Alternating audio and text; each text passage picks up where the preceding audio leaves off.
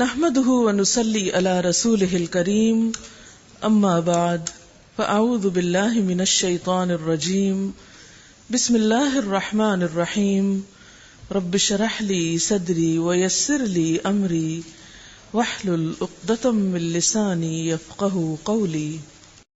وَإِذْ قَالَ مُوسَى لِفَتَاهُ لَا أَبْرَحُ حَتَّى أَبْلُغَ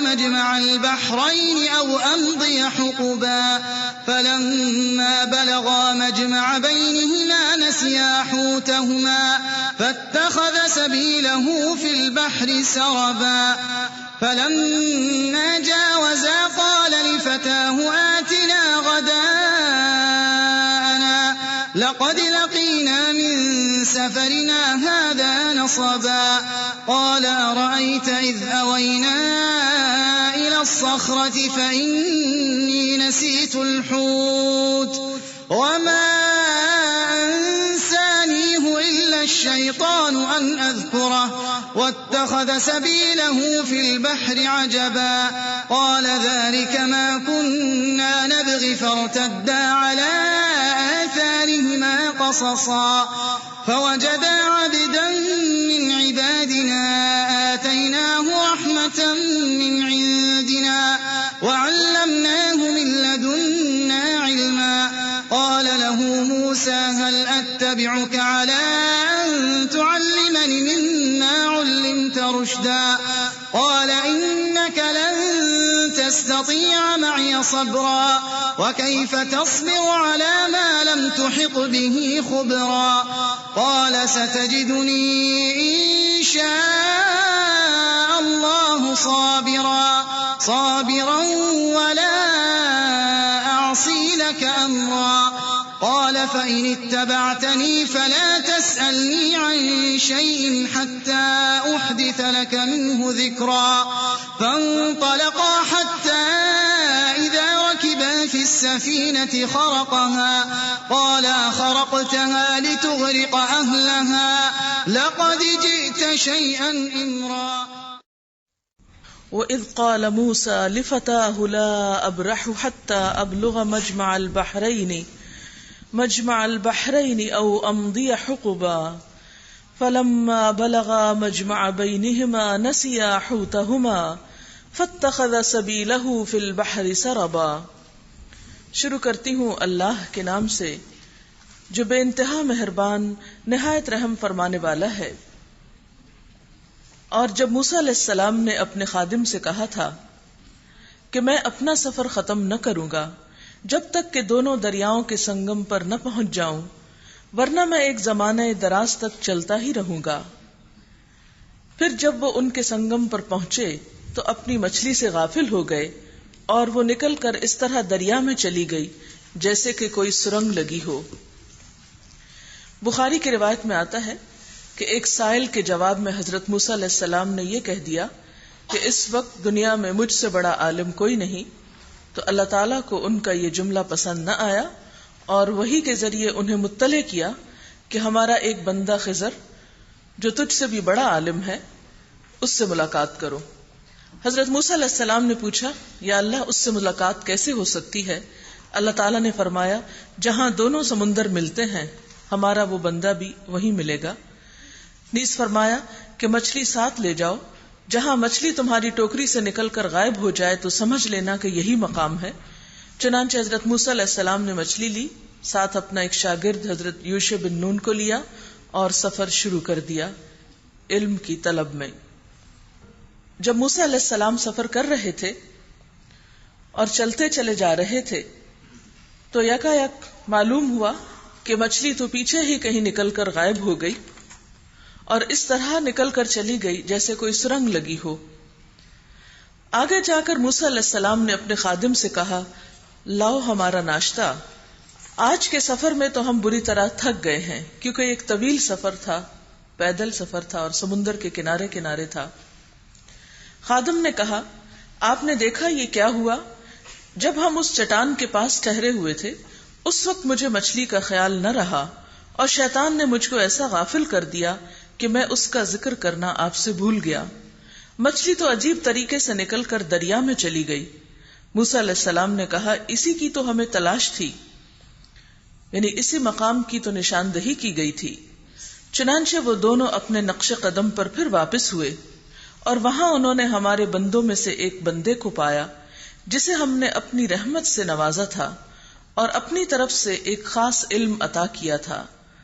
وَعَلَّمْنَاهُ مِن لَّدُنَّا عِلْمًا قَالَ لَهُ مُوسَىٰ هَلْ أَتَّبِعُكَ، موسیٰ علیہ السلام نے اس سے کہا کیا میں آپ کے ساتھ رہ سکتا ہوں، کیا آپ کے ساتھ چل سکتا ہوں، تاکہ آپ مجھے بھی اس دانش کی تعلیم دے جو آپ کو سکھائی گئی ہے۔ شاگرد اور استاد کا تعلق اس واقعے میں بہت اچھی طرح واضح ہوتا ہے کہ کس طرح حضرت موسیٰ علیہ السلام اس وقت ایک شاگرد کے طور پر حضرت خضر علیہ السلام کے ساتھ ہیں اور ساتھ چلنے کے لیے، سیکھنے کے لیے ان سے اجازت مانگتے ہیں۔ انہوں نے جواب دیا آپ میرے ساتھ صبر نہیں کر سکتے، یعنی جو علم میرے پاس ہے اسے سیکھنے کے لیے اور اسے جاننے کے لیے بہت صبر چاہیے، اور آپ صبر نہ کر سکیں گے، اور جس چیز کی آپ کو خبر نہ ہو آخر آپ اس پر صبر کر بھی کیسے سکتے ہیں۔ موسیٰ علیہ السلام نے کہا انشاءاللہ آپ مجھے صابر پائیں گے، اور میں کسی معاملے میں آپ کی نافرمانی نہ کروں گا۔ اچھے شاگرد کی یہی دو خصوصیات ہوتی ہیں۔ نمبر 1، علم کے راستے میں پیش آنے والی مشکلات پر ہمت نہ ہارے، مایوس نہ ہو، صبر سے کام لے اور اس راستے کی سختیوں کو برداشت کرتا جائے۔ اور دوسری چیز، میں کسی معاملے میں آپ کی نافرمانی نہ کروں گا۔ استاد سے سیکھنے کے لیے اس کی اطاعت، ادب اور احترام بہت ضروری ہوتا ہے۔ اگر شاگرد اپنی مرضی کرنے لگے تو علم حاصل نہیں کر سکتا۔ اس نے کہا اچھا، اگر آپ میرے ساتھ چلتے ہیں تو مجھ سے کوئی بات نہ پوچھیں جب تک کہ میں خود اس کا آپ سے ذکر نہ کروں، یعنی ایک شرط پر آپ کو ساتھ لے جا سکتا ہوں کہ آپ جو کچھ میں کر رہا ہوں گا اس کے بارے میں کچھ بھی مجھ سے پوچھیں گے نہیں، سوال کرنا منع ہے۔ اب وہ دونوں روانہ ہوئے، یہاں تک کہ جب وہ ایک کشتی میں سوار ہو گئے تو اس شخص نے کشتی میں شگاف ڈال دیا۔ موسیٰ علیہ السلام نے کہا آپ نے اس میں شگاف ڈال دیا تاکہ سب کشتی والوں کو ڈبو دے، یہ تو آپ نے ایک سخت حرکت کر ڈالی۔ اس نے کہا میں نے تم سے کہا نہ تھا کہ تم میرے ساتھ صبر نہیں کر سکتے؟ موسیٰ علیہ السلام نے کہا بھول چوک پر مجھے نہ پکڑیے، میرے معاملے میں آپ ذرا سختی سے کام نہ لیں۔ اب اس سے یہ پتا چلتا ہے کہ بعضوں کا شاگرد سے غلطی ہو جاتی ہے، لیکن غلطی ہونے پر فوراً ہی درگزر کی درخواست کرنی چاہیے استاد سے، اور پھر اگر استاد سخت مزاج ہو یا شدت کر رہا ہو تو اس میں بھی شاگرد کو اتنا حق ملتا ہے کہ وہ اس سے نرمی کی درخواست کرے۔ پھر وہ دونوں چلے، یہاں تک کہ ایک لڑکا ان کو ملا اور اس شخص نے اسے قتل کر دیا۔ موسیٰ علیہ السلام نے کہا آپ نے ایک بے گناہ کی جان لے لی، حالانکہ اس نے کسی کا خون نہ بہایا تھا، یہ کام تو آپ نے بہت ہی برا کیا۔ اس نے کہا میں نے تم سے کہا نہ تھا کہ تم میرے ساتھ صبر نہیں کر سکتے؟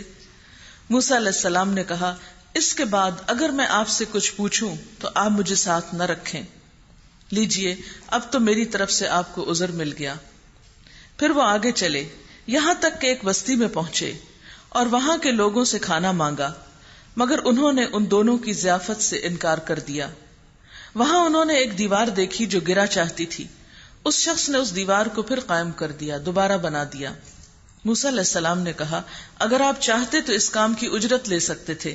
اس نے کہا بس میرا تمہارا ساتھ ختم ہوا، اب میں تمہیں ان باتوں کی تعویل بتاتا ہوں، حقیقت بتاتا ہوں جن پر تم صبر نہ کر سکے۔ اس کشتی کا معاملہ یہ ہے، اس کے بارے میں ایک حدیث میں آتا ہے کہ حضور صلی اللہ علیہ وسلم نے فرمایا کہ اللہ تعالیٰ موسیٰ علیہ السلام پر رحم کرے کہ اگر وہ صبر کرتے تو اس سے زیادہ باتیں جو تھی وہ معلوم ہو جاتی۔ اس کشتی کا معاملہ یہ ہے کہ وہ چند غریب آدمیوں کی تھی جو دریا میں محنت مزدوری کرتے تھے۔ میں نے چاہا کہ اسے عیب دار کر دوں، کیونکہ آگے ایک ایسے بادشاہ کا علاقہ تھا جو ہر کشتی کو زبردستی چھین لیتا تھا۔ رہا وہ لڑکا تو اس کے والدین مومن تھے۔ ہمیں اندیشہ ہوا کہ یہ لڑکا اپنی سرکشی اور کفر سے ان کو تنگ کرے گا، اس لیے ہم نے چاہا کہ ان کا رب اس کے بدلے ان کو ایسی اولاد دے جو اخلاق میں بھی اس سے بہتر ہو اور جس سے صلہ رحمی بھی زیادہ متوقع ہو. اور اس دیوار کا معاملہ یہ ہے کہ یہ 2 یتیم لڑکوں کی ہے جو اس شہر میں رہتے ہیں. اس دیوار کے نیچے ان بچوں کے لیے ایک خزانہ مدفون ہے اور ان کا باپ ایک نیک آدمی تھا. اس لیے تمہارے رب نے چاہا کہ یہ دونوں بچے بالغ ہوں اور اپنا خزانہ نکال لیں. یہ تمہارے رب کی رحمت کی بنا پر کیا گیا ہے. میں نے کچھ اپنے اختیار سے نہیں کر دیا ہے. یہ ہے حقیقت ان باتوں کی جن پر تم صبر نہ کر سکے. اس سارے واقعے سے جو اہم ترین بات پتہ چلتی ہے وہ یہ ہے کہ اس زندگی میں بہت سے واقعات ہمیں ایسے نظر آتے ہیں جو ہماری عقل تسلیم نہیں کرتی، جو ہمیں عدل و انصاف کے خلاف نظر آتے ہیں، جو ہمیں درست نہیں لگتے. لیکن اللہ تعالیٰ کا کوئی بھی فیصلہ کسی انسان کے حق میں ظلم نہیں ہوتا. مثلا اس کشتی میں جو سوراخ ہوا، بظاہر تو وہ مسکین بچوں کی تھی، بہت ضرورت مند بچوں کی تھی، اور وہ ان کے حق میں ایک نقصان تھا. لیکن اگر یہ چھوٹا نقصان نہ ہوتا تو بڑے نقصان کی توقع تھی، کیونکہ آگے ایک بادشاہ تھا جو سب کی کشتیاں ظالمانہ طور پر چھین رہا تھا. تو اس میں کیا ہوتا کہ پوری کشتی ہاتھ سے چلی جاتی. بعض اوقات اللہ تعالیٰ ہمیں ایک چھوٹی مصیبت یا ایک چھوٹی تکلیف میں مبتلا کر کے بڑی سے بچا لیتے ہیں کہ ہم اس وقت توبہ کر لیں، رجوع کر لیں، اللہ تعالیٰ سے مدد مانگیں، ہوشیار ہو جائیں اور آئندہ بڑے نقصان سے بچ جائیں. پھر اسی طرح دوسری مثال میں یہ ہے کہ انہوں نے ایک بچے کو قتل کر دیا. اب بظاہر یہ بھی ایک بہت بڑا کام ہے. بعض اوقات کچھ والدین کی اکلوتی اولاد ہوتی ہے اور وہ فوت ہو جاتی ہے، اور یہ صدمہ والدین کے لیے برداشت کرنا بہت مشکل ہوتا ہے. لیکن اس میں بھی بعض اوقات اللہ تعالیٰ کی رحمت ہوتی ہے اپنے بندے پر کہ ہو سکتا ہے کہ وہی بچہ بڑے ہو کر ماں باپ کو اتنا ستائے کہ ان کی زندگی دوبھر ہو جائے، حرام ہو جائے. تو اس پر اللہ تعالیٰ بعض اوقات ہم سے ایسی چیزیں جو بظاہر ہمیں بہت اچھی لگتی ہیں، جن سے ہمیں بہت محبت ہوتی ہے یا ہمیں اس میں اپنا بہت فائدہ نظر آتا ہے، وہ ہم سے جب لے لیتا ہے اور ہم اس پر صبر نہیں کر سکتے، تو ایسے موقعوں پر بھی اللہ کے فیصلے پر مطمئن ہو جانا چاہیے. پھر تیسرے واقعے میں یہ پتہ چلتا ہے کہ ایک انسان اگر زندگی میں اچھے کام کرتا ہے، محسن ہوتا ہے، نیکوکار ہوتا ہے، تو اس کی نیکی صرف اس کی اپنی زندگی تک یا اپنے وقت تک ہی فائدہ مند نہیں ہوتی، بلکہ اس کا اثر نسلوں تک جاتا ہے. مثلا یہ شخص خود نیک تھا، فوت ہو گیا، اور بچے اس کے یتیم تھے اور ان کو کوئی صحیح طور پر لک آفٹر کرنے والا نہ تھا، تو اللہ تعالیٰ نے کس طرح ان کے لیے غیب سے ایک انتظام کر دیا. نیکی کرنے پر کبھی بھی انسان فوری طور پر اجر نہ چاہے. اللہ تعالیٰ چھوٹی سے چھوٹی نیکی کو بھی لکھ لیتا ہے. ذرے جتنی نیکی بھی جو ہو انسان کی، اس کو بھی اللہ تعالیٰ بندے کے حق میں اس کا اجر ضرور دیتے ہیں اور اس کو ضائع نہیں کرتے. لیکن ہم جلد بازی کرتے ہیں. ہم کہتے ہیں کہ اگر ہم نے آج کسی کے ساتھ بھلا کیا ہے، اچھا کیا ہے، تو فوراً ہمیں اس کا ریٹرن ملنا چاہیے. آپ کو نہیں معلوم کہ آج آپ کو اگر ایک چیز کا فوری بدلہ نہیں بھی ملا تو ہو سکتا ہے کئی سال بعد جا کر جب آپ اس کے زیادہ ضرورت مند ہو اس وقت مل جائے، یا ہو سکتا ہے کہ آپ کے مرنے کے بعد آپ کی اولاد آپ سے بڑھ کر اس کی ضرورت مند ہو تو اس شکل میں مل جائے. اور ویسے بھی انسان کی نیکی صرف دنیا کے فائدوں کے لیے نہیں ہوتی. بندہ مومن تو نیکی کا کام اس لیے کرتا ہے کہ آخرت میں اس کو اجر ملے، اور مرنے کے بعد جتنے ہم جزا کے محتاج ہوں گے وہ اس دنیا میں نہیں ہیں. لیکن عموماً ہم اچھا کام کر کے اگر صلہ نہ پائیں تو مایوس ہونے لگتے ہیں اور نیکی کا راستہ چھوڑنے لگتے ہیں. یہ چیز بھی انسان کے لیے فائدہ مند نہیں. خضر علیہ السلام خود کون تھے اس کے بارے میں مفسرین نے مختلف خیالات کا ذکر کیا ہے، لیکن قرین قیاس یہی لگتا ہے کہ وہ ایک فرشتے تھے جنہیں اللہ تعالیٰ کے حکم سے مختلف کاموں پہ مامور کیا گیا تھا. دن رات فرشتے کائنات کے بہت سے امور کی تدبیر کرتے رہتے ہیں، بہت سے کام بجا لاتے ہیں، اور بعض اوقات اللہ تعالیٰ اپنے بندوں کو سکھانے کے لیے ایسی مثالیں انہیں دکھا بھی دیتا ہے. وَيَسْأَلُونَكَ عَنْ ذِي الْقَرْنَيْنِ قُلْ سَأَتْلُو عَلَيْكُمْ مِنْهُ ذِكْرًا. اور یہ آپ سے پوچھتے ہیں ذوالقرنین کے بارے میں، ان سے کہیے میں اس کا کچھ حال تم کو سناتا ہوں. ذوالقرنین ایک بہت عادل بادشاہ تھا. قرن سینگ کو کہتے ہیں. بعض کہتے ہیں کہ واقعی اس کے سر کے اوپر سینگ تھے، اور بعض کہتے ہیں کہ چونکہ اس نے دنیا کے دو کناروں مشرق اور مغرب کی انتہا پر پہنچ کر بہت سی فتوحات حاصل کی اور بہت سے فائدے حاصل کیے، تو اس سے اس کو تشبیہ کے طور پر ذوالقرنین کہا گیا۔ بعض کہتے ہیں کہ سینگ نہیں تھے بلکہ اس کے سر پر دو لٹیں تھی، یعنی جیسے چوٹیاں ہوتی ہیں، لمبے بال تھے، تو اس سے اس کو منسوب کیا گیا اور اسے ذوالقرنین کہا گیا۔ ذوالقرنین کو جب تاریخی طور پر دیکھتے ہیں کہ کون ہو سکتا ہے تو غالباً وہ ایران کا بادشاہ خسرو ہے، جسے سائرس کہا جاتا ہے۔ اس کے بارے میں قرآن پاک میں جو کچھ کہا گیا اس کا خلاصہ کچھ یوں ہے کہ نمبر 1، وہ ایسا حکمران تھا جس کے پاس دنیاوی اسباب اور وسائل کی فراوانی تھی۔ نمبر 2، وہ مشرقی اور مغربی ممالک کو فتح کرتے ہوئے ایک ایسے پہاڑی درے پہ پہنچا جس کی دوسری طرف یاجوج ماجوج تھے۔ نمبر 3، اس نے وہاں یاجوج ماجوج کا راستہ بند کرنے کے لیے ایک لوہے کی دیوار بنائی تھی۔ نمبر 4، وہ اللہ تعالیٰ کو ماننے والا تھا، آخرت کو ماننے والا تھا اور بہت عادل بادشاہ تھا۔ اور پھر یہ کہ وہ نفس پرست نہ تھا اور مال کا حریص نہ تھا۔ اس نے بڑی سے بڑی فتوحات حاصل کرنے کے بعد اور دنیا کی بہت بڑی بڑی کامیابیاں حاصل کرنے کے بعد بھی ذرہ برابر تکبر نہ کیا، بلکہ دنیا میں عدل و انصاف قائم کیا۔ انا مکننا لہ فی الارض وآتیناہ من کل شیء سببا، ہم نے اس کو زمین میں اقتدار عطا کر رکھا تھا اور اسے ہر قسم کے اسباب اور وسائل بخشے تھے۔ اس نے پہلے ایک مہم کا سر و سامان کیا، یہاں تک کہ جب وہ غروب آفتاب کی حد تک پہنچ گیا تو اس نے سورج کو ایک کالے پانی میں ڈوبتے دیکھا اور وہاں اسے ایک قوم ملی۔ ہم نے اسے کہا، اے ذوالقرنین، تجھے یہ قدرت بھی حاصل ہے کہ ان کو تکلیف پہنچائے اور یہ بھی کہ ان کے ساتھ نیک رویہ اختیار کرے۔ اس نے کہا، جو ان میں سے ظلم کرے گا ہم اس کو سزا دیں گے، پھر وہ اپنے رب کی طرف پلٹایا جائے گا اور وہ اسے اور زیادہ سخت عذاب دے گا، اور جو ان میں سے ایمان لائے گا اور نیک عمل کرے گا اس کے لیے اچھی جزا ہے اور ہم اس کو نرم احکام دیں گے۔ پھر اس نے ایک اور مہم کی تیاری کی، یہاں تک کہ طلوع آفتاب کی حد تک جا پہنچا، یعنی دنیا کے دوسرے کونے پہ۔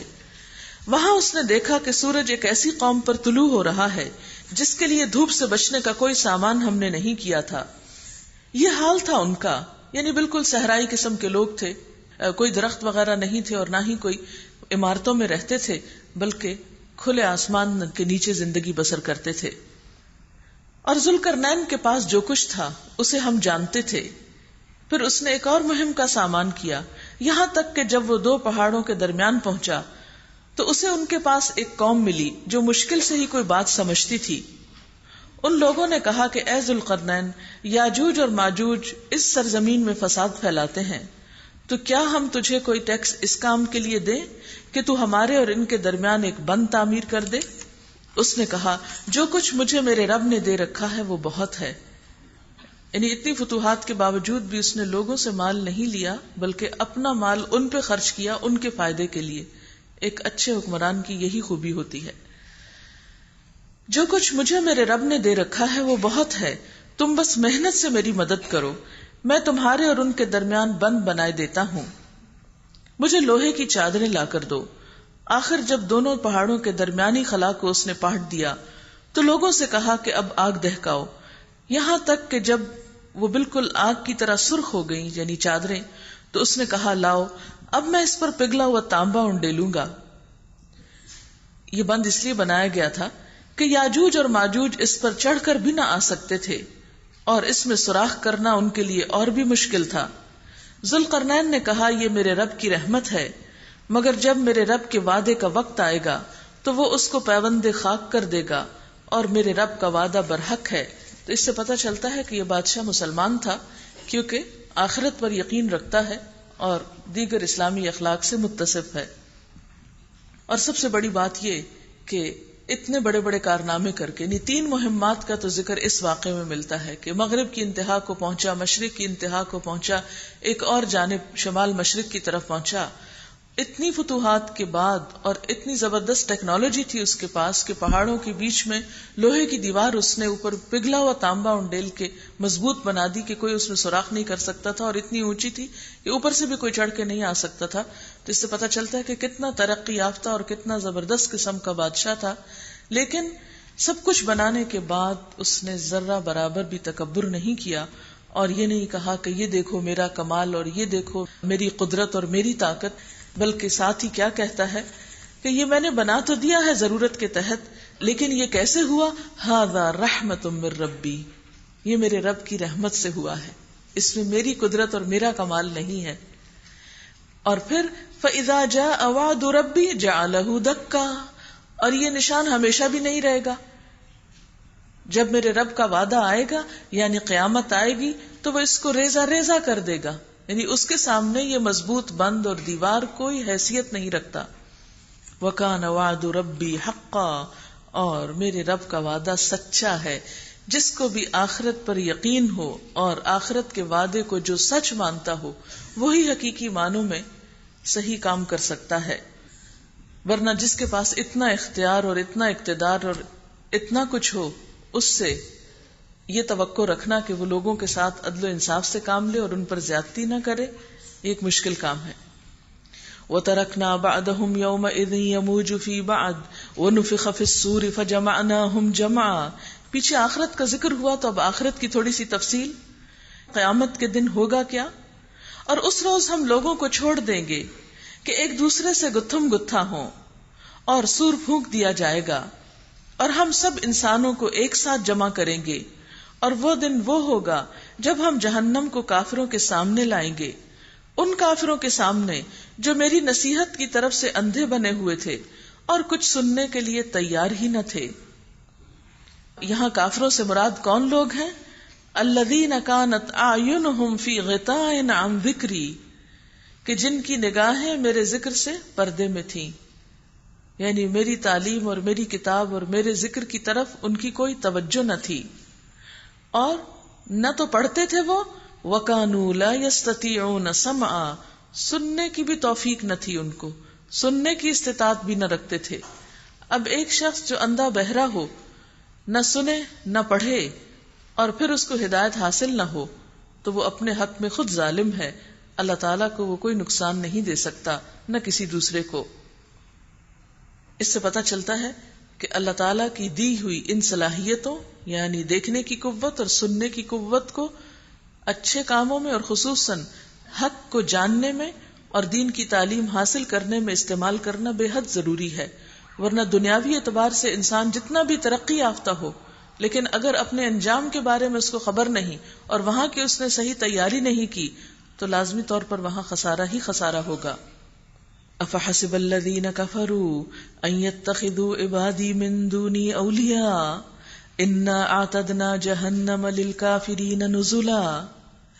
تو کیا یہ لوگ جنہوں نے کفر اختیار کیا ہے یہ سمجھتے ہیں کہ مجھے چھوڑ کر میرے بندوں کو اپنا کارساز بنا لے، یعنی میری طرف توجہ کرنے کی بجائے انسانوں کو خدا بنا بیٹھے؟ ہم نے ایسے کافروں کی ضیافت کے لیے جہنم تیار کر رکھی ہے۔ قل هل ننبئکم بالاخسرین اعمالا، آپ ان سے کہیے کیا ہم تمہیں بتائیں کہ اپنے اعمال میں سب سے زیادہ ناکام اور نامراد لوگ کون ہیں؟ الذین ضل سعیہم فی الحیاۃ الدنیا وہم یحسبون انہم یحسنون صنعا، یہ وہ لوگ ہیں کہ دنیا کی زندگی میں جن کی ساری سعی اور جدوجہد راہ راست سے بھٹکی رہی اور وہ سمجھتے رہے کہ وہ سب کچھ ٹھیک کر رہے ہیں۔ یعنی ایک شخص جو کام بھی کرتا ہو، محنت بھی کرتا ہو، دن رات بھاگ دوڑ رہا ہو، لیکن آخرت میں جس کے عمل کا کوئی بھی نتیجہ اس کے سامنے نہ آئے، اس کو کوئی بھی جزا نہ ملے، ایسا شخص کام کرنے کے باوجود سخت خسارے میں ہے، نقصان میں ہے۔ عموماً ہوتا کیا ہے کہ انسان جب دنیا میں کوئی کام کرتا ہے اور وہ دیکھتا ہے کہ اس کام کا نتیجہ اسے عزت کی شکل میں، دولت کی شکل میں ملا ہے، تو اس پر وہ مطمئن ہو جاتا ہے اور وہ سمجھتا ہے کہ میں ایک کامیاب انسان ہوں۔ یعنی عموماً جب ہمیں دنیا میں کسی بھی قسم کی کوئی عزت، دولت، کوئی چیز ملتی ہے تو ہم سمجھتے ہیں کہ ہم کامیاب انسان ہیں، لیکن بات یہ ہے کہ ایک ہے خدا کا بنایا ہوا نقشہ اور ایک ہے ہمارا اپنا ایک سکیچ زندگی کا یا کامیابی کا۔ مثلا اگر آپ ایک پیپر پہ 2 سکیچ بنائیں کسی بھی چیز کو ظاہر کرنے کے لیے، تو ہو سکتا ہے کہ جو اسکیچ آپ کو پسند آ رہا ہو یا جو آپ کا تیار کردہ ہو وہ پسندیدہ نہ ہو، مطلوب نہ ہو، جس نے آپ سے بنانے کو کہا ہے یا ڈیمانڈ کیا ہے۔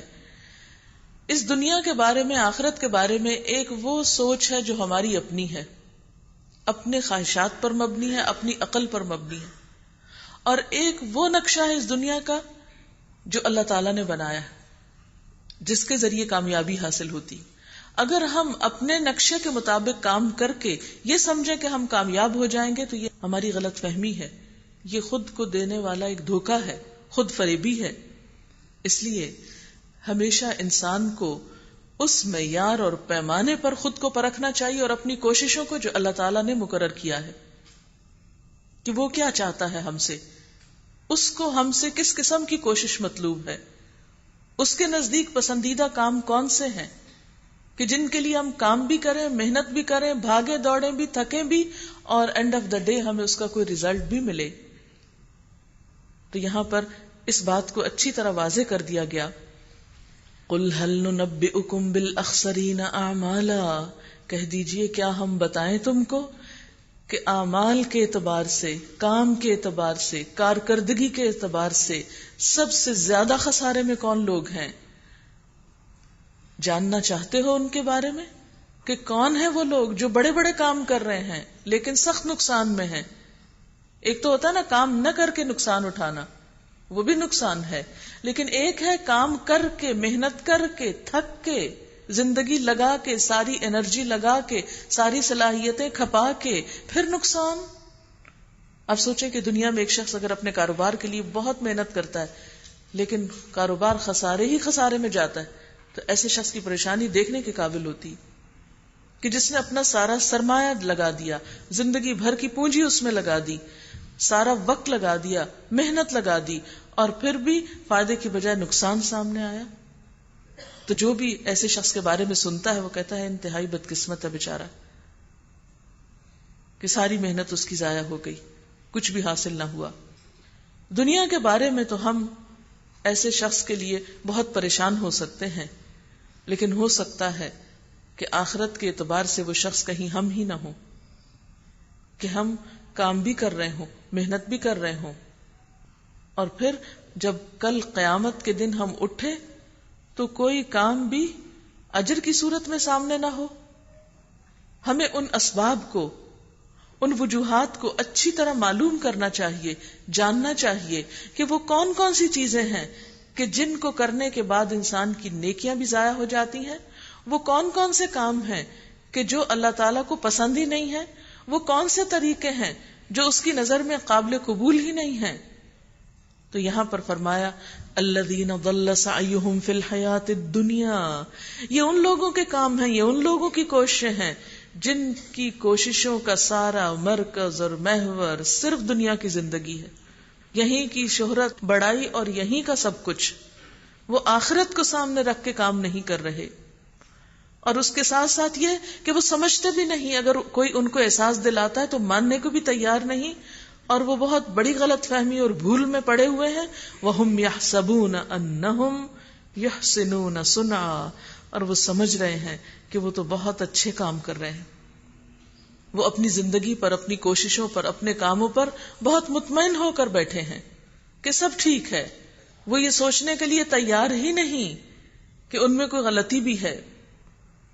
تو یاد رکھیے کہ سب سے زیادہ ہمیں خود اپنے ساتھ مخلص ہونے کی ضرورت ہے، اور اپنے ساتھ اخلاص کیا ہے کہ اپنی ساری ایفرٹس اور اپنی ساری کوششوں کو دیکھیں کیا اللہ کی مرضی کے مطابق ہو رہا ہے، کیا ہماری نیت بھی درست ہے، کیا ہم واقعی وہ کر رہے ہیں جو اللہ تعالیٰ کو مطلوب ہے، پسند ہے۔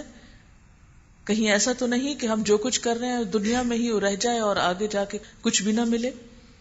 فرمایا اولئک الذین کفروا بآیات ربہم، یہ وہ لوگ ہیں جنہوں نے اپنے رب کی آیات کا انکار کیا، یعنی اللہ نے کچھ چاہا اور یہ اس کو اگنور کر کے، نظر انداز کر کے کچھ اور کرتے رہے۔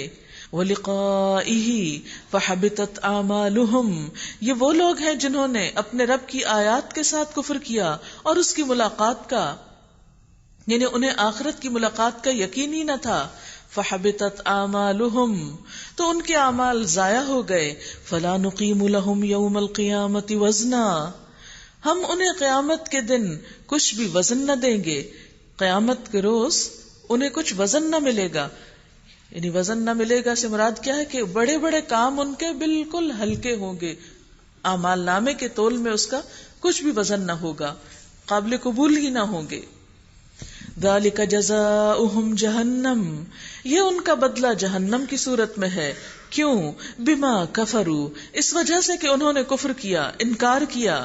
واتخذوا آیاتی ورسلی ہزوا، اور میری آیات اور رسولوں کا مذاق اڑایا، ان کو مذاق بنا لیا. اس سے یہ بھی پتہ چلتا ہے کہ اللہ تعالیٰ کی کتاب کا اور اللہ کے رسولوں کا دین کا مذاق اڑانا انسان کی بڑی بڑی نیکیوں کو کھا جاتا ہے، بڑی بڑی نیکیوں کو ضائع کرنے کا سبب ہے. یہ تو ایسے ہی ہے کہ ایک شخص بہت اچھی غذا کھاتا ہے لیکن اس کے ساتھ ساتھ کچھ زہر بھی کھا لے تو نتیجہ کیا ہوگا؟ اس کی زندگی ختم ہو جائے گی. وہ اچھی غذا اس کو صحت نہیں دلا سکے گی، اس اچھی غذا سے اس کو کوئی صحت نہیں ملے گی. تو ایک شخص خواہ بظاہر کتنے ہی اچھے اخلاق کا ہو، کتنے ہی اچھے اچھے کام کر رہا ہو، لیکن اس کے ساتھ ساتھ نیت خراب ہے یا پھر دین کا مذاق اڑایا جا رہا ہے، تو ایسی صورت میں اعمال جو ہیں وہ بالکل ہلکے ہو جائیں گے. ان الذین آمنوا وعملوا الصالحات کانت لہم جنات الفردوس نزلا، بے شک وہ لوگ جو ایمان لائے اور جنہوں نے اچھے کام کیے ان کے لیے فردوس کے باغات ہیں مہمانی کے طور پر. خالدین فیہا، جس میں وہ ہمیشہ رہیں گے. لا یبغون عنہا حولا، کبھی اس جگہ سے نکل کر ان کا جانے کو جی نہ چاہے گا. لوگ کہتے ہیں نا جنت میں بور ہو جائیں گے، نہیں، اللہ تعالیٰ فرماتے ہیں کہ ان کا تو وہاں سے نکلنے کو دل نہیں چاہے گا. میں ہمیشہ لوگوں سے یہ کہتی ہوں کہ دنیا میں اتنی مصیبتیں اور اتنی پریشانیاں، اس کے باوجود کوئی یہاں سے جانا نہیں چاہتا. اور جنت کے بارے میں شیطان یہ خیال دلاتا ہے کہ وہاں جا کے تم بور ہو جاؤ گے، ہمیشہ ہی رہنا پڑے گا، تو کیا کرنا ہے وہاں جا کے. قل لو كان البحر مدادا لكلمات ربي لنفد البحر قبل ان تنفد كلمات ربي ولو جئنا بمثله مددا. آپ کہیے کہ اگر سمندر میرے رب کی باتیں لکھنے کے لیے روشنائی بن جائے، یعنی انک بن جائے، تو وہ ختم ہو جائے، مگر میرے رب کی باتیں ختم نہ ہوں، بلکہ اگر اتنی ہی روشنائی ہم اور لے آئیں تو وہ بھی پوری نہ پڑے، وہ بھی ختم ہو جائے.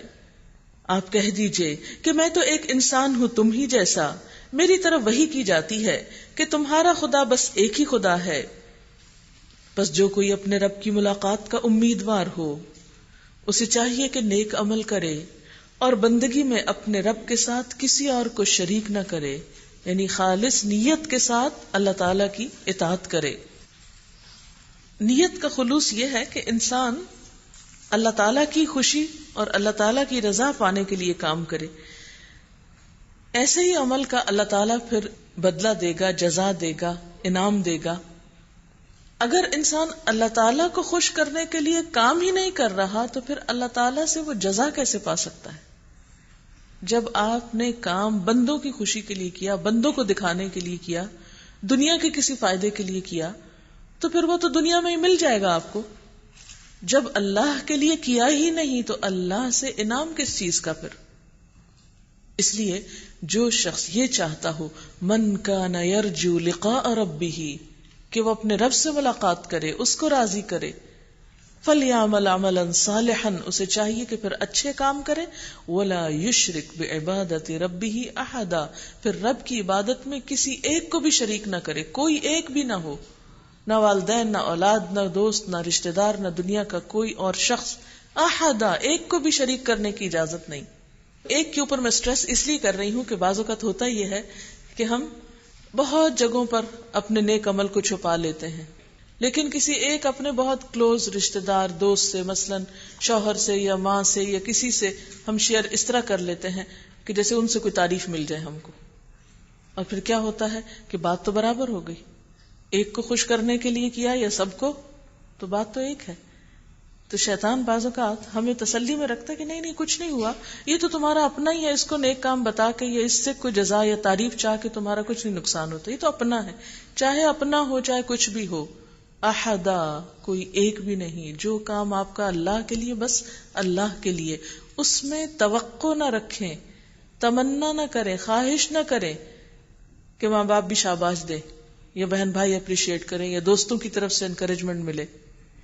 ٹھیک ہے، انسان کو وتواصوا بالحق وتواصوا بالصبر کی ضرورت ہوتی ہے، مورل سپورٹ کی ضرورت ہوتی ہے، انکریجمنٹ کی ضرورت ہوتی ہے، وہ ایک الگ چیز ہے. وہ کام کرنے سے پہلے ضرورت ہوتی، کام کرنے کے بعد نہیں، کیونکہ کام کرنے کے بعد دکھاوا کرنا پھر اس میں ضائع ہونے کا امکان ہوتا ہے. سورۃ مریم، بسم اللہ الرحمن الرحیم، کاف ہا یا عین صاد، ذکر رحمت ربک عبدہ زکریا اذ نادى ربه نداء خفیا. کاف ہا یا عین صاد، ذکر ہے اس رحمت کا جو تیرے رب نے اپنے بندے زکریا علیہ السلام پر کی تھی جبکہ اس نے اپنے رب کو چپکے چپکے پکارا. اس نے عرض کیا، اے پروردگار، میری ہڈیاں تک گھل گئی ہیں اور سر بڑھاپے سے بھڑک اٹھا ہے. اے پروردگار، میں کبھی تجھ سے مانگ کر نامراد نہیں رہا. مجھے اپنے پیچھے اپنے بھائی بندوں کی برائیوں کا خوف ہے اور میری بیوی بانجھ ہے. تو مجھے اپنے فضل خاص سے ایک وارث عطا کر دے جو میرا وارث بھی ہو اور آل یعقوب کی میراث بھی پائے. اور اے پروردگار، اس کو ایک پسندیدہ انسان بنا. ایک عام انسان کے دعا مانگنے میں اور ایک پیغمبر کے اور اللہ کے خاص بندے کے دعا مانگنے میں کتنا فرق ہے. ایک عام انسان اگر اولاد کی دعا کرتا ہے تو وہ دل میں یہ تمنا رکھتا ہے کہ یا اللہ مجھے بچہ دے کہ میرا کاروبار سنبھال لے، میرے بڑھاپے کا سہارا ہو، میرے لیے آنکھوں کی ٹھنڈک ہو، اور بس اس سے آگے ہم نہیں سوچتے. لیکن وہ شخص جس کے دل میں دوسروں کا درد ہے، دوسروں کے لیے غم ہے، وہ اگر اولاد مانگتا ہے تو ساتھ ہی کیا کہتا ہے کہ یا اللہ جو میرا وارث بھی ہو اور آل یعقوب کی میراث پائے، یعنی نبوت کی میراث پائے، اور پھر وہ پسندیدہ انسان ہو. اس کے اخلاق کی، تربیت کی ابھی سے فکر ہے. ابھی اس کا کوئی نام نشان نہیں، لیکن ابھی سے فکر ہے کہ وہ نیک ہو، اچھا انسان ہو. جواب دیا گیا، اے زکریا، ہم تجھے ایک لڑکے کی بشارت دیتے ہیں جس کا نام یحییٰ ہوگا. ہم نے اس نام کا کوئی آدمی اس سے پہلے پیدا نہیں کیا. عرض کیا، پروردگار، بھلا میرے ہاں کیسے بیٹا ہوگا جبکہ میری بیوی بانجھ ہے اور میں بوڑھا ہو کر سوکھ چکا ہوں. جواب ملا، ایسا ہی ہوگا. یعنی اللہ تعالیٰ کے لیے کچھ مشکل نہیں. تیرا رب فرماتا ہے کہ یہ تو میرے لیے ایک ذرا سی بات ہے. آخر اس سے پہلے میں تجھے پیدا کر چکا ہوں جبکہ تو کوئی چیز نہ تھا. زکریا علیہ السلام نے کہا، پروردگار، میرے لیے کوئی نشانی مقرر کر دے. فرمایا، تیرے لیے نشانی یہ ہے کہ تو مسلسل 3 دن لوگوں سے بات نہ کر سکے. کہتے ہیں کہ حضرت زکریا علیہ السلام روز اپنی قوم کو تعلیم دیتے تھے، تو نشانی یہ مقرر ہوئی کہ جب بیوی حاملہ ہو جائے گی تو اس وقت زبان کھلے گی نہیں، یعنی دنیا کی کوئی بات نہیں کر پاؤ گے. تو ایسے میں پھر کیا کرنا کہ تم بھی تسبیح کرنا اور باقی لوگ بھی. چنانچہ وہ محراب سے نکل کر اپنی قوم کے سامنے آیا اور اس نے اشارے سے ان کو ہدایت کی، ان سبحوا بکرۃ وعشیا، کہ صبح و شام تسبیح کرو، اللہ کی پاکی بیان کرو. یا یحییٰ خذ الکتاب بقوہ، اے یحییٰ کتاب الہی کو مضبوط تھام لو. ہم نے اسے بچپن میں ہی حکم سے نوازا تھا اور اپنی طرف سے اس کو نرم دلی اور پاکیزگی عطا کی. یعنی حکم کا معنی یہاں کیا ہے؟ قوت فیصلہ، دین میں سمجھ، معاملات میں صحیح ڈیسیژن قائم کرنے اور صحیح رائے دینے کی صلاحیت، یعنی فیصلے کا اختیار. کوئی بھی انسان کسی کام کو زیادہ بہتر طور پر اسی وقت کر سکتا ہے جب وہ اس معاملے کو نمبر 1 سمجھتا ہو اچھی طرح، نمبر 2 اس کے بارے میں اوپینین درست ہو، اور نمبر 3 اس کے بارے میں ڈیسیژن بھی صحیح ہو. کیونکہ اگر ہم کسی چیز کی حقیقت کے بارے میں صحیح نظریہ نہیں رکھتے، ایک چیز کی حقیقت کچھ اور ہم اسے کچھ اور سمجھ رہے ہیں اور ہم اپنے آپ کو دھوکے میں رکھے ہوئے ہیں، تو نتیجہ کیا ہوگا؟ فیصلہ بھی درست نہیں ہوگا. اور پھر جب کسی چیز کے بارے میں فیصلہ درست نہ ہو تو عمل بھی درست نہیں ہوتا. اور چھوٹی چھوٹی چیزوں میں ہمیں زندگی میں ہر وقت فیصلے کی ضرورت ہوتی ہے. یہ جو فیصلہ کرنا تھا، اس کو بعض اوقات ایک لمحہ لگتا ہے، انسان ادھر یا ادھر پلٹ جاتا ہے. اور یہیں سے آپ دیکھیں کہ ایک بہت بڑا ڈفرنس آ جاتا ہے وقت کے استعمال میں. اور ہماری ساری زندگی اسی طرح کے فیصلوں سے بھری ہوئی ہے. تو ایک کامیاب انسان کے لیے ایک بہت اہم کوالٹی یہ ہے کہ وہ درست فیصلے کرنا جانتا ہو، درست فیصلہ کرنے کی صلاحیت رکھتا ہو. اور یہ بھی ایک طرح سے گاڈ گفٹڈ صلاحیت ہوتی ہے. اللہ تعالیٰ نے یہ نعمت ان کو پیدائشی طور پر دی. وَآتَيْنَاهُ الْحُكْمَ صَبِيًّا، ابھی وہ بچے ہی تھے اس وقت سے انہیں یہ صلاحیت عطا کی.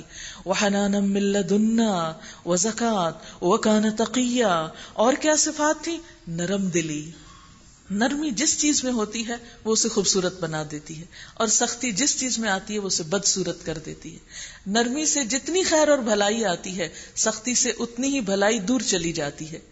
نرمی سے اللہ تعالیٰ وہ کچھ عطا کرتے ہیں جو سختی سے عطا نہیں کرتے. تو اس لیے خصوصی طور پر دین کا کام کرنے کے لیے انسان کے اندر نرم مزاجی کا ہونا بے حد ضروری ہے. وَحَنَانًا مِن لَّدُنَّا وَزَكَاةً، اور دوسری چیز پاکیزگی، یعنی نفس کی آلائشوں سے اور گناہوں سے پاکیزگی. وَكَانَ تَقِيًّا، اور متقی ہونا یعنی خدا کا خوف رکھنا.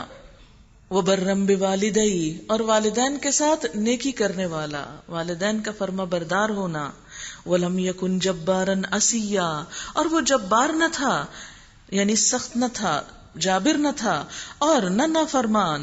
وَسَلَامٌ عَلَيْهِ يَوْمَ وُلِدَ وَيَوْمَ يَمُوتُ وَيَوْمَ يُبْعَثُ حَيًّا، سلام اس پر جس روز کے وہ پیدا ہوا اور جس دن وہ مرے اور جس دن وہ زندہ کر کے اٹھایا جائے. ان تین موقعوں پر خصوصی طور پر سلامتی اور سلام کی بات ہے. کیوں؟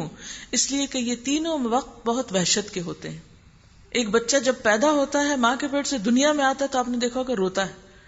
وہ وقت اس کے لیے ایک وحشت کا وقت ہوتا ہے، بالکل ایک ٹوٹلی نئی انوائرمنٹ ہوتی ہے اس کے لیے. دوسرا موقع جب انسان اس دنیا سے موت کی طرف جا رہا ہوتا ہے، جب ادھر سے رشتہ کٹ جاتا ہے، دنیا سے نگاہیں بند ہو جاتی ہیں اور دوسری دنیا کے لیے آنکھیں کھل جاتی ہیں. ایک کمپلیٹ ٹرانزیشن ہو جاتی ہے، مکمل طور پر انسان ایک حال سے دوسرے میں چلا جاتا ہے. اور تیسرا وہ وقت بڑے وحشت کا وقت ہے جب انسان حشر کے دن اٹھے گا. قیامت کے دن مرنے کے بعد یعنی قبر کے بعد پھر اٹھنا بالکل ایک نیا سین ہوگا. ہر شخص اس وقت گھبرایا ہوا ہوگا کیونکہ کوئی رشتہ دار دوست ساتھ نہیں ہوگا. یہ تینوں وقت تنہائی کے وقت ہیں. دنیا میں آتا بھی انسان تنہا ہے، مرتا بھی تنہا ہے. اگر کوئی اور مرے بھی تو اس کا ایکسپیرینس اس کے ساتھ آپ کو تو نہیں وہ فائدہ دیتا کچھ. اور قیامت کے دن جب آپ اٹھیں گے تو بالکل اکیلے ہو جائیں گے. اس لیے ان تین وقتوں کا بہترین ہونا خوش قسمتی کی بات ہے، اور یہ ان کو نصیب ہوا. اور اب ہماری پیدائش کا وقت تو گزر چکا، اب موت اور قیامت کے دن کی سلامتی کے لیے ہم سب کو اپنے لیے خود دعا کرنی چاہیے. وَاذْكُرْ فِي الْكِتَابِ مریم، اور اس کتاب میں مریم کا حال بیان کرو علیہ السلام، جبکہ وہ اپنے لوگوں سے الگ ہو کر مشرقی جانب گوشہ نشین ہو گئی تھی اور پردہ ڈال کر ان سے چھپ بیٹھی تھی. اس حالت میں ہم نے اس کے پاس اپنی روح کو یعنی فرشتے کو بھیجا، اور وہ اس کے سامنے ایک پورے انسان کی شکل میں نمودار ہو گیا. مریم یکایک بول اٹھی کہ اگر تو کوئی خدا ترس آدمی ہے تو میں تجھ سے رحمان کی پناہ مانگتی ہوں. اس نے کہا، میں تو تیرے رب کا فرشتہ ہوں، بھیجا ہوا ہوں، اور اس لیے بھیجا گیا ہوں کہ تجھے ایک پاکیزہ لڑکا دوں. مریم نے کہا، میرے ہاں کیسے لڑکا ہوگا جبکہ مجھے کسی بشر نے چھوا تک نہیں، اور میں کوئی بدکار عورت نہیں ہوں. فرشتے نے کہا، ایسا ہی ہوگا، تیرا رب فرماتا ہے کہ ایسا کرنا میرے لیے بہت آسان ہے، اور ہم یہ اس لیے کریں گے کہ اس لڑکے کو لوگوں کے لیے ایک نشانی بنائے اور اپنی طرف سے ایک رحمت، اور یہ کام ہو کر رہنا ہے. اور یہ وقت حضرت مریم کے لیے بہت آزمائش کا وقت تھا. ایک دیندار گھرانے کی لڑکی جو بچپن سے ہی اپنے زندگی کے آغاز سے ہی ہیکل میں دن رات عبادت میں رہتی تھی، اور اس کی شادی بھی نہ ہوئی ہو اور وہ ایک بچہ لے کر قوم میں آ جائے، تو اس سے بڑھ کر اس کے لیے مشکل وقت اور کون سا ہو سکتا تھا. لیکن اللہ تعالیٰ کا فیصلہ تھا، انہوں نے صبر کے ساتھ اس آزمائش کو جھیل لیا. مریم کو اس بچے کا حمل رہ گیا اور وہ اس حمل کو لیے ہوئے ایک دور کے مقام پر چلی گئی. پھر زچگی کی تکلیف نے اسے کھجور کے درخت کے نیچے پہنچا دیا. کہنے لگی، کاش میں اس سے پہلے ہی مر جاتی اور میرا نام و نشان نہ رہتا.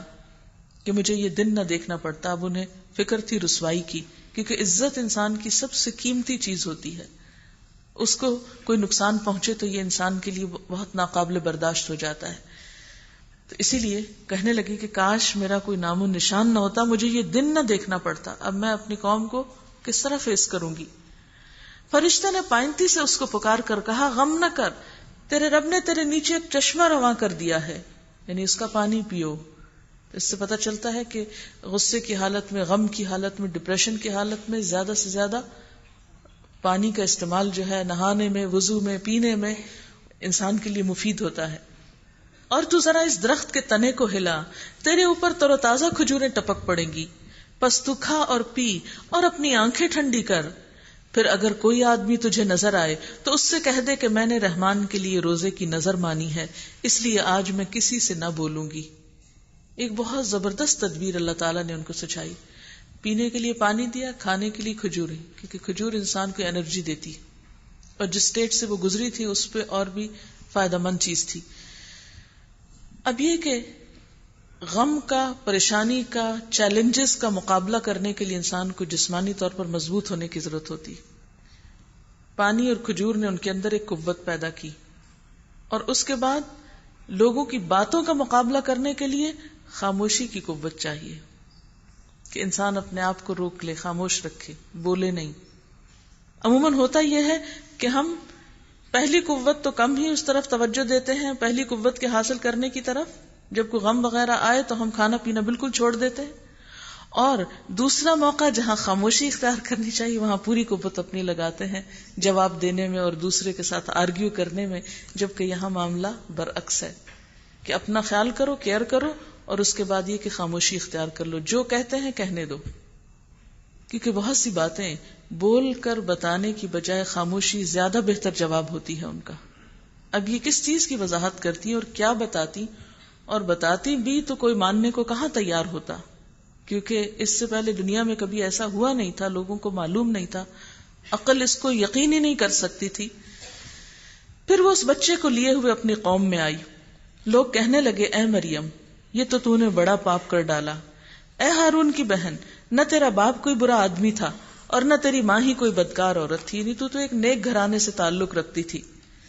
مریم نے بچے کی طرف اشارہ کر دیا.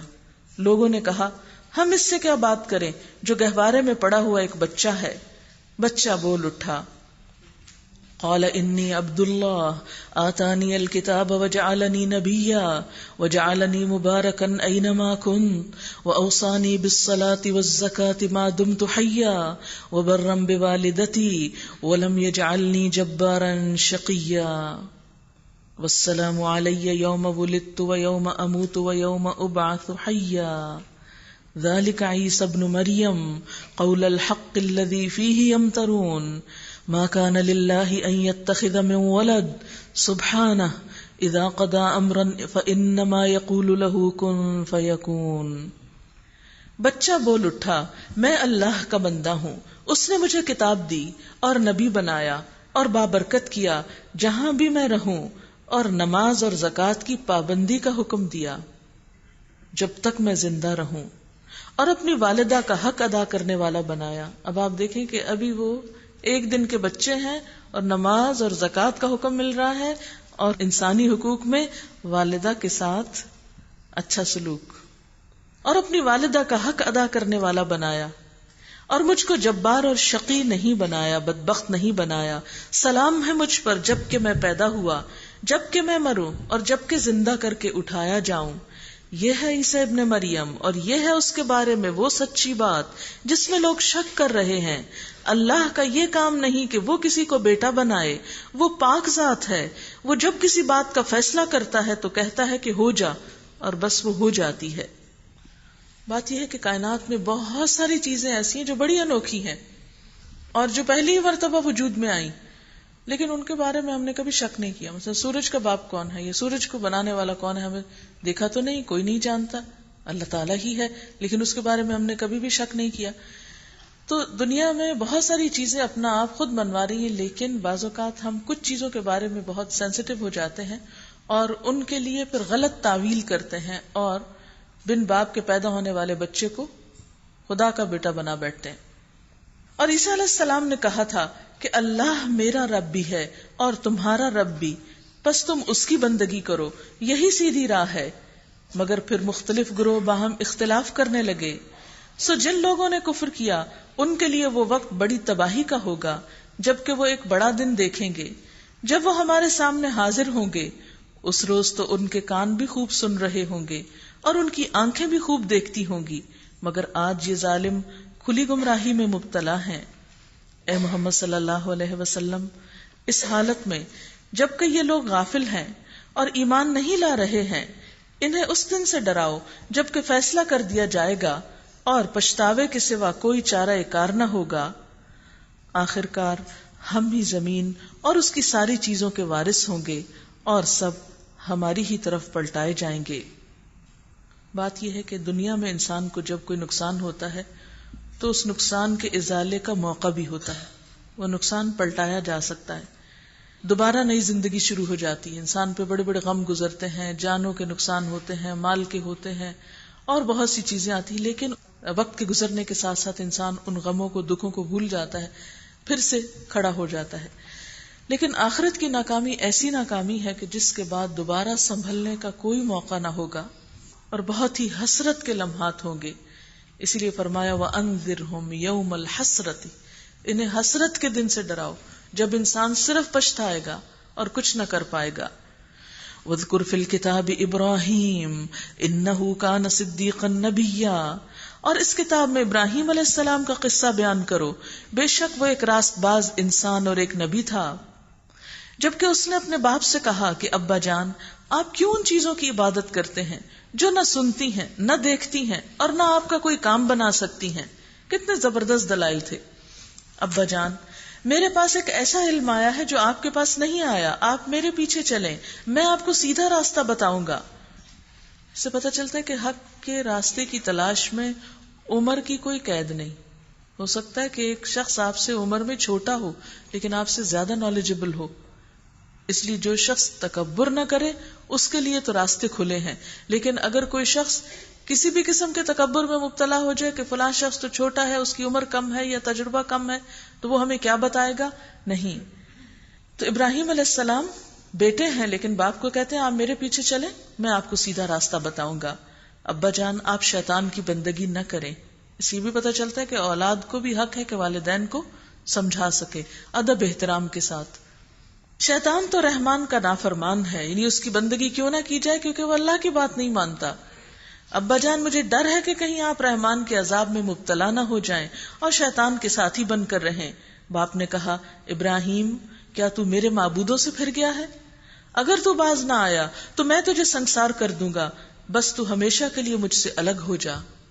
ابراہیم علیہ السلام نے کہا سلام ہے آپ کو، میں اپنے رب سے دعا کروں گا کہ آپ کو معاف کر دے، میرا رب مجھ پر بڑا ہی مہربان ہے۔ یہ ہے ان کا ادب اور احترام اور باپ سے محبت کہ باپ نے اتنی بڑی دھمکی دی تو جواب میں انہوں نے پلٹ کر بدتمیزی نہیں کی، کیا کہا؟ میں آپ کے لیے دعا کروں گا، استغفر لک ربی۔ اس میں بہت اچھی طرح واضح ہو جاتا ہے کہ ماں باپ کو اچھی نصیحت کرنا ایک طرف اور ان کا حق ادا کرنا اور ان کا عزت اور احترام ایک طرف، ان دونوں چیزوں میں بیلنس کرنے کی ضرورت ہوتی ہے۔ یہ نہیں کہ اگر ہم کسی کے استاد بن گئے اور وہ عمر میں ہم سے بڑا ہے تو ہم اس سے بچوں کی طرح ٹریٹ کرنا شروع کر دیں۔ پھر کہتے ہیں وَأَعْتَزِلُكُمْ وَمَا تَدْعُونَ مِن دُونِ اللَّهِ، میں آپ لوگوں کو بھی چھوڑتا ہوں اور ان ہستیوں کو بھی جنہیں آپ لوگ خدا کو چھوڑ کر پکارا کرتے ہیں، میں تو اپنے رب ہی کو پکاروں گا، امید ہے کہ میں اپنے رب کو پکار کے نامراد نہ رہوں گا۔ بس جب وہ ان لوگوں سے اور ان کے معبودان غیر اللہ سے جدا ہو گیا، یعنی پھر وہ علاقہ چھوڑ آئے، ہجرت کر لی، تو ہم نے اس کو اسحاق اور یعقوب علیہ السلام جیسی اولاد دی اور ہر ایک کو نبی بنایا، ان کو اپنی رحمت سے نوازا اور ان کو سچی ناموری عطا کی۔ اور ذکر کرو اس کتاب میں موسیٰ علیہ السلام کا، وہ ایک چنا ہوا شخص تھا اور رسول نبی تھا۔ ہم نے اس کو طور کے داہنی جانب سے پکارا اور راز کی گفتگو سے اس کو تقرب عطا کیا، اور اپنی مہربانی سے اس کے بھائی ہارون علیہ السلام کو نبی بنا کر اسے دیا، یعنی مددگار دیا۔ اور اس کتاب میں اسماعیل علیہ السلام کا ذکر کرو، وہ وعدے کا سچا تھا اور رسول نبی تھا، وہ اپنے گھر والوں کو نماز اور زکوٰۃ کا حکم دیتا تھا اور اپنے رب کے نزدیک ایک پسندیدہ انسان تھا. یہاں اسماعیل علیہ السلام کی خوبی کیا بتائی گئی ہے؟ بات کا سچا ہونا اور گھر والوں کو نماز اور زکوٰۃ کا حکم دینا. تمام انبیاء کا یہ طریقہ رہا ہے کہ وہ صرف خود ہی نیک کام نہیں کرتے رہے، اپنے بچوں کی بھی ہمیشہ انہوں نے فکر کی ہے. ہم میں سے بھی ہر ایک کو اپنی اولاد کی تربیت کے بارے میں بھی فکر مند ہونا چاہیے. اور تربیت میں سب سے ابتدائی اور بنیادی چیز کیا ہے کہ بچوں کو اللہ کا حق پہچاننے والا بنائے. یعنی بچوں کے اندر ایسا احساس پیدا کریں کہ وہ اللہ کا حق پہچانے، یعنی نماز کی طرف راغب کرنا. لیکن ہم اللہ تعالیٰ کا تعارف تو کراتے کوئی نہیں، نہ اس کی محبت دلاتے ہیں، صرف سوکھا سوکھا کہتے رہتے ہیں نماز پڑھو، اور اس سے وہ تنگ آتے ہیں. اگر آپ واقعی چاہتے ہیں کہ بچے نماز پڑھیں تو اس کے لیے کیا ضروری ہے کہ انہیں اللہ تعالیٰ سے محبت دلائیں، اللہ تعالیٰ کی باتیں ان سے کیا کریں، اللہ تعالیٰ کی قدرت کی جو نشانیاں زمین بھر میں پھیلی ہوئی ہیں ان کی باتیں کیا کریں. یعنی ضروری نہیں کہ آپ ہر روز بچے کو کسی پیغمبر علیہ السلام ہی کی کہانی سنائیں، وہ ساری کہانیاں تو سنائیں گے ہی آپ ان کو، لیکن اس کے ساتھ ساتھ دنیا میں جتنی بھی چیزیں اللہ نے بنائی ہیں، خود انسان کو جو بنایا ہے، ان چیزوں کو دکھا کر بھی آپ بچوں کی تربیت کیا کریں. مثلا میں اپنے بچے کے لیے انسانی جسم اور کائنات کی مختلف جو چیزیں ڈسکور ہو رہی ہیں، گیلیکسیز، ادھر ادھر کی بہت سی چیزیں، ان چیزوں کی تصویریں اور ان چیزوں کے حقائق بتا کر اللہ تعالیٰ کی قدرت سمجھاتی ہوں کہ کتنا بڑا ہے وہ رب، کوئی اور یہ نہیں بنا سکتا. اس سے بچے کے اندر توحید بھی پیدا ہوتی ہے اور اللہ کی محبت بھی آتی، پھر اللہ کی عبادت کو دل بھی چاہتا ہے، شوق بھی ہوتا ہے. اور پھر خاص طور پر نماز جو ہے یہ ایک فرض عبادت ہے اور کسی حال میں بھی معاف نہیں. اس پر بھی کیسٹس موجود ہیں، اور خصوصاً یہ کہ نماز کیا سکھاتی، کیونکہ بہت سے لوگ نماز پڑھتے ہیں لیکن انہیں یہ نہیں پتا کہ نماز کہتی کیا ہے. اور بہت سے لوگ اتنا جانتے ہیں کہ نماز فرض ہے لیکن اس کی شدت ان کو معلوم نہیں. تو ایسے بچے جو بڑے ہو چکے ہوں، آپ اگر انہیں خود نہیں سمجھا پاتے تو اس قسم کی کیسٹ سنوا کر بھی آپ ان کے ذہن سازی کر سکتے ہیں. ضروری نہیں کہ وہ فوری طور پر سن لیں گے. ایسی چیزیں اگر فراہم کر دیں تو معلوم نہیں کس وقت کوئی اٹھا کے سن لے، کوئی کتاب فراہم کر دیں کس وقت کوئی اٹھا کے پڑھ لے اور دل کی دنیا بدل جائے، کیونکہ ہدایت تو اللہ کے ہاتھ میں ہے. اور اس کتاب میں ادریس علیہ السلام کا ذکر کرو. وہ ایک راست باز انسان اور ایک نبی تھا، اور اسے ہم نے بلند مقام پر اٹھایا تھا. یہ ہے وہ پیغمبر جن پر اللہ نے انعام فرمایا آدم علیہ السلام کی اولاد میں سے اور ان لوگوں کی نسل سے جنہیں ہم نے نوح علیہ السلام کے ساتھ کشتی پہ سوار کیا تھا، اور ابراہیم علیہ السلام کی نسل سے اور اسرائیل کی نسل سے. اور یہ ان لوگوں میں سے تھے جن کو ہم نے ہدایت بخشی اور برگزیدہ کیا. ان کا حال یہ تھا کہ جب رحمان کی آیات ان کو سنائی جاتی تو روتے ہوئے سجدے میں گر جاتے تھے. پھر ان کے بعد وہ ناخلف لوگ ان کے جانشین ہوئے جنہوں نے نماز کو ضائع کیا اور خواہشات نفس کی پیروی کی. یعنی بعد میں جب آہستہ آہستہ لوگ اپنی اولاد کی تربیت سے غافل ہو گئے، نسلوں میں بگاڑ آتا گیا، تو سب سے پہلے جو چیز ضائع ہوئی وہ کیا؟ نماز. بس قریب ہے کہ وہ گمراہی کے انجام سے دوچار ہوں. البتہ جو توبہ کر لیں اور ایمان لے آئیں اور نیک عملی اختیار کریں وہ جنت میں داخل ہوں گے اور ان کی ذرہ برابر حق تلفی نہ ہوگی. ان کے لیے ہمیشہ رہنے والی جنتیں ہیں جن کا رحمان نے اپنے بندوں سے در پردہ وعدہ کر رکھا ہے، اور یقیناً یہ وعدہ پورا ہو کر رہنا ہے. وہاں وہ کوئی بیہودہ بات نہ سنیں گے، جو کچھ بھی سنیں گے ٹھیک ہی سنیں گے، اور ان کا رزق انہیں صبح و شام ملتا رہے گا. یہ ہے وہ جنت جس کا وارث ہم اپنے بندوں میں سے اس کو بنائیں گے جو پرہیزگار رہا ہے. ہم تمہارے رب کے حکم کے بغیر نہیں اترا کرتے. وَمَا نَتَنَزَّلُ إِلَّا بِأَمْرِ رَبِّكَ، جو کچھ ہمارے آگے ہے اور جو کچھ پیچھے ہے اور جو کچھ اس کے درمیان ہے، ہر چیز کا مالک وہی ہے، اور تمہارا رب بھولنے والا نہیں ہے. وہ رب ہے آسمانوں کا اور زمین کا اور ان ساری چیزوں کا جو آسمان و زمین کے درمیان ہیں. بس تم اس کی بندگی کرو اور اسی کی بندگی پر ثابت قدم رہو. کیا ہے کوئی ہستی تمہارے علم میں اس کی ہم پایا؟ یعنی کسی اور کی عبادت کیسے کر سکتے ہو جب اس کے برابر کوئی نہیں. وَيَقُولُ الْإِنسَانُ أَإِذَا مَا مِتُّ لَسَوْفَ أُخْرَجُ حَيًّا، انسان کہتا ہے کیا واقعی جب میں مر چکوں گا تو پھر زندہ کر کے نکال لایا جاؤں گا؟ کیا انسان کو یاد نہیں آتا کہ ہم پہلے اس کو پیدا کر چکے ہیں جبکہ وہ کچھ بھی نہ تھا؟ تیرے رب کی قسم ہم ضرور ان سب کو اور ان کے ساتھ شیاطین کو بھی گھیر لائیں گے، پھر جہنم کے گرد لا کر ان کو گھٹنوں کے بل گرائیں گے، پھر ہر گروہ میں سے ہر اس شخص کو چھانٹ لیں گے جو رحمان کے مقابلے میں زیادہ سرکش بنا ہوا تھا، پھر یہ ہم جانتے ہیں کہ ان میں سے کون سب سے بڑھ کر جہنم میں جھونکے جانے کا مستحق ہے، تم میں سے کوئی ایسا نہیں جو جہنم پر وارد نہ ہو، وَإِن مِّنكُمْ إِلَّا وَارِدُهَا كَانَ عَلَى رَبِّكَ حَتْمًا مَّقْضِيًّا۔ یہ تو ایک طے شدہ بات ہے جسے پورا کرنا تیرے رب کی ذمہ ہے۔ ثُمَّ نُنَجِّي الَّذِينَ اتَّقَوْا، پھر ہم ان لوگوں کو بچا لیں گے جو متقی تھے، وَنَذَرُ الظَّالِمِينَ فِيهَا جِثِيًّا، اور ظالموں کو اسی میں گرا ہوا چھوڑ دیں گے۔ اس آیت میں پل صراط کا ذکر کیا جا رہا ہے۔ جہنم کے اوپر ایک پل بنایا جائے گا جس پر سے ہر شخص کو گزرنا ہوگا۔ وَإِن مِّنكُمْ إِلَّا وَارِدُهَا، کوئی مومن ہو یا کافر، نیک ہو یا بد، جنت میں جانے والے بھی اور جہنم میں جانے والے بھی سب اس پل سے گزریں گے۔ وَإِن مِّنكُمْ إِلَّا وَارِدُهَا، مومن تو اپنے اپنے اعمال کے مطابق جلد یا بدیر گزر جائیں گے، کچھ تو پلک جھپکتے ہی، یوں ایک دم، کچھ بجلی اور ہوا کی طرح، جیسے ایک الیکٹرک لفٹ ہوتی ہے، تیزی سے فوراً پار ہو جائیں گے، کچھ پرندوں کی طرح، جیسے پرندہ اڑ کے دوسری طرف جا پہنچتا ہے، کچھ عمدہ گھوڑوں کی طرح، یعنی تیز دوڑنے والے گھوڑوں کی طرح، کچھ دیگر سواریوں کی طرح، جیسے اونٹ کی سواری ہے یا اور سواریاں ان کی طرح۔ کچھ لوگ بالکل صحیح سالم گزر جائیں گے، ان کو کچھ بھی تکلیف نہ پہنچے گی، کچھ زخمی ہو کے گزریں گے، کیونکہ بخاری کی حدیث میں آتا ہے کہ اس پل کے اوپر ایک آنکڑے سے لگے ہوں گے، جیسے کانٹے ہوتے ہیں نا، اس طرح، اور غلط کار لوگوں کو وہ الجھیں گے، غلط کار لوگ اس میں، اور وہ اس میں زخمی ہوں گے۔ کچھ لوگ جہنم میں گر پڑیں گے، یعنی پھسل جائیں گے اس سے، جنہیں بعد میں شفاعت کے ذریعے نکال لیا جائے گا، اپنے اعمال کا خمیازہ بھگتیں گے جا کے پہلے، پھر باہر نکال لیے جائیں گے۔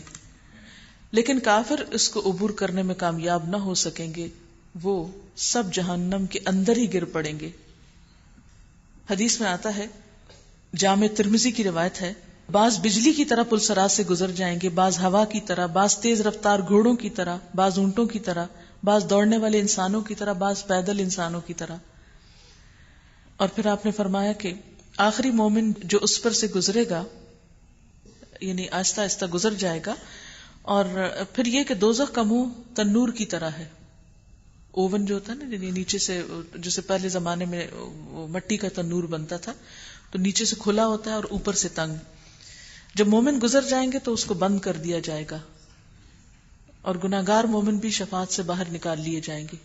لیکن آخر میں وَنَذَرُ الظَّالِمِينَ فِيهَا جِثِيًّا، جو پکے کافر ہوں گے، جن کے اندر کچھ بھی ایمان نہ ہوگا، وہ ہمیشہ ہمیشہ کے لیے اس میں بند کر دیے جائیں گے، جسے آتا ہے نا کہ علیہم نار مؤصدہ۔ اب یہ جو بات ہے، وَإِن مِّنكُمْ إِلَّا وَارِدُهَا كَانَ عَلَى رَبِّكَ حَتْمًا مَّقْضِيًّا، کوئی بھی ایکسپشنل کیس نہیں، تیرے رب کا ایسا فیصلہ جو طے شدہ ہے، ہو چکا، گزرنا تو ہوگا، لیکن ہم کبھی کم ہی سوچتے ہیں اس گزرنے کے بارے میں۔ دنیا میں اگر کہیں پتلی دیوار کے اوپر چلنا پڑے یا کسی باریک یعنی نیرو جگہ پر سے گزرنا پڑے تو کتنے خوفزدہ ہوتے ہیں، اور جب کہ نیچے پانی ہو یا کوئی بھی چیز ہو جہاں گرنے کا ڈر ہو، لیکن آخرت کے بارے میں کم ہی سوچتے ہیں۔ اس پر قاری محسنی کی آواز میں بہت ہی اچھی آیات ہے، میں چاہتی ہوں کہ اس مفہوم کو ذہن میں رکھ کے ذرا آپ یہاں سے سن لیں۔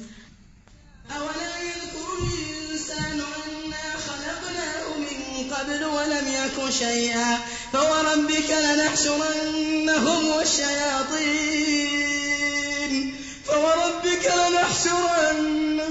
والشياطين ثم لنحضرنهم حول جهنم جثيا فوربك لنحشرنهم والشياطين ثم لنحضرنهم حول جهنم جثيا ثم لننزعن من كل شيعة أيهم أشد على الرحمن عتيا ثم لنحن أعلم بالذين هم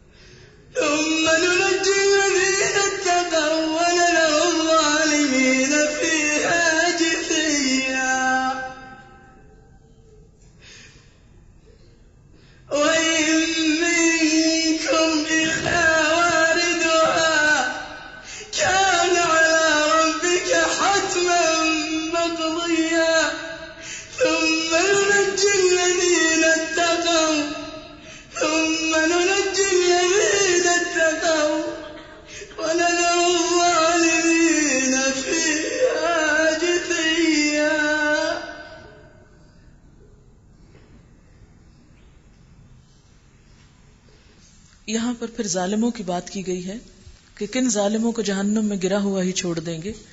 وَإِذَا تُتْلَى عَلَيْهِمْ آيَاتُنَا بَيِّنَاتٍ قَالَ الَّذِينَ كَفَرُوا لِلَّذِينَ آمَنُوا أَيُّ الْفَرِيقَيْنِ خَيْرٌ مَقَامًا وَأَحْسَنُ نَدِيًّا. ظالم وہ لوگ ہیں یہاں کہ ان لوگوں کو جب ہماری کھلی کھلی آیات سنائی جاتی ہیں تو انکار کرنے والے ایمان لانے والوں سے کہتے ہیں بتاؤ ہم دونوں گروہوں میں سے کون بہتر حالت میں ہے اور کس کی مجلسیں زیادہ شاندار ہیں. یعنی حق کو قبول کرنے کے راستے میں کیا چیز رکاوٹ بنتی ہے؟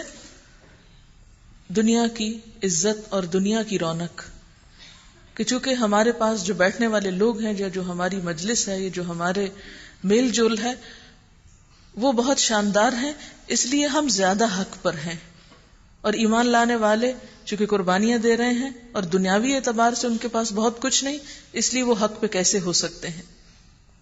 حالانکہ ان سے پہلے ہم کتنی ہی ایسی قوموں کو ہلاک کر چکے ہیں جو ان سے زیادہ سر و سامان رکھتی تھیں اور ظاہری شان و شوکت میں ان سے بڑی ہوئی تھیں.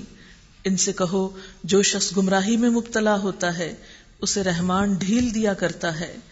یہاں تک کہ جب ایسے لوگ وہ چیز دیکھ لیتے ہیں جس کا ان سے وعدہ کیا گیا ہے، خواہ وہ عذاب الہی ہو یا قیامت کی گھڑی، تب انہیں معلوم ہو جاتا ہے کہ کس کا حال خراب ہے اور کس کا جتھا کمزور.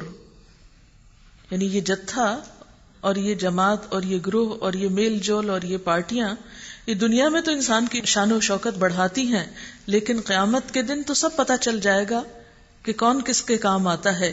ان میں سے کوئی بھی کسی کو بچا نہ سکے گا. اس کے برعکس جو لوگ راہ راست اختیار کرتے ہیں اللہ ان کو ہدایت میں ترقی عطا کرتا ہے، اور باقی رہ جانے والی نیکیاں ہی تیرے رب کے نزدیک جزا اور انجام کے اعتبار سے بہتر ہیں. پھر تو نے دیکھا اس شخص کو جو ہماری آیات کو ماننے سے انکار کرتا ہے اور کہتا ہے کہ میں تو مال اور اولاد سے نوازا ہی جاتا رہوں گا. کیا اسے غیب کا پتہ چل گیا ہے یا اس نے رحمان سے کوئی عہد لے رکھا ہے؟ ہرگز نہیں. جو کچھ یہ کہتا ہے اسے ہم لکھ لیں گے اور اس کے لیے سزا میں اور زیادہ اضافہ کریں گے.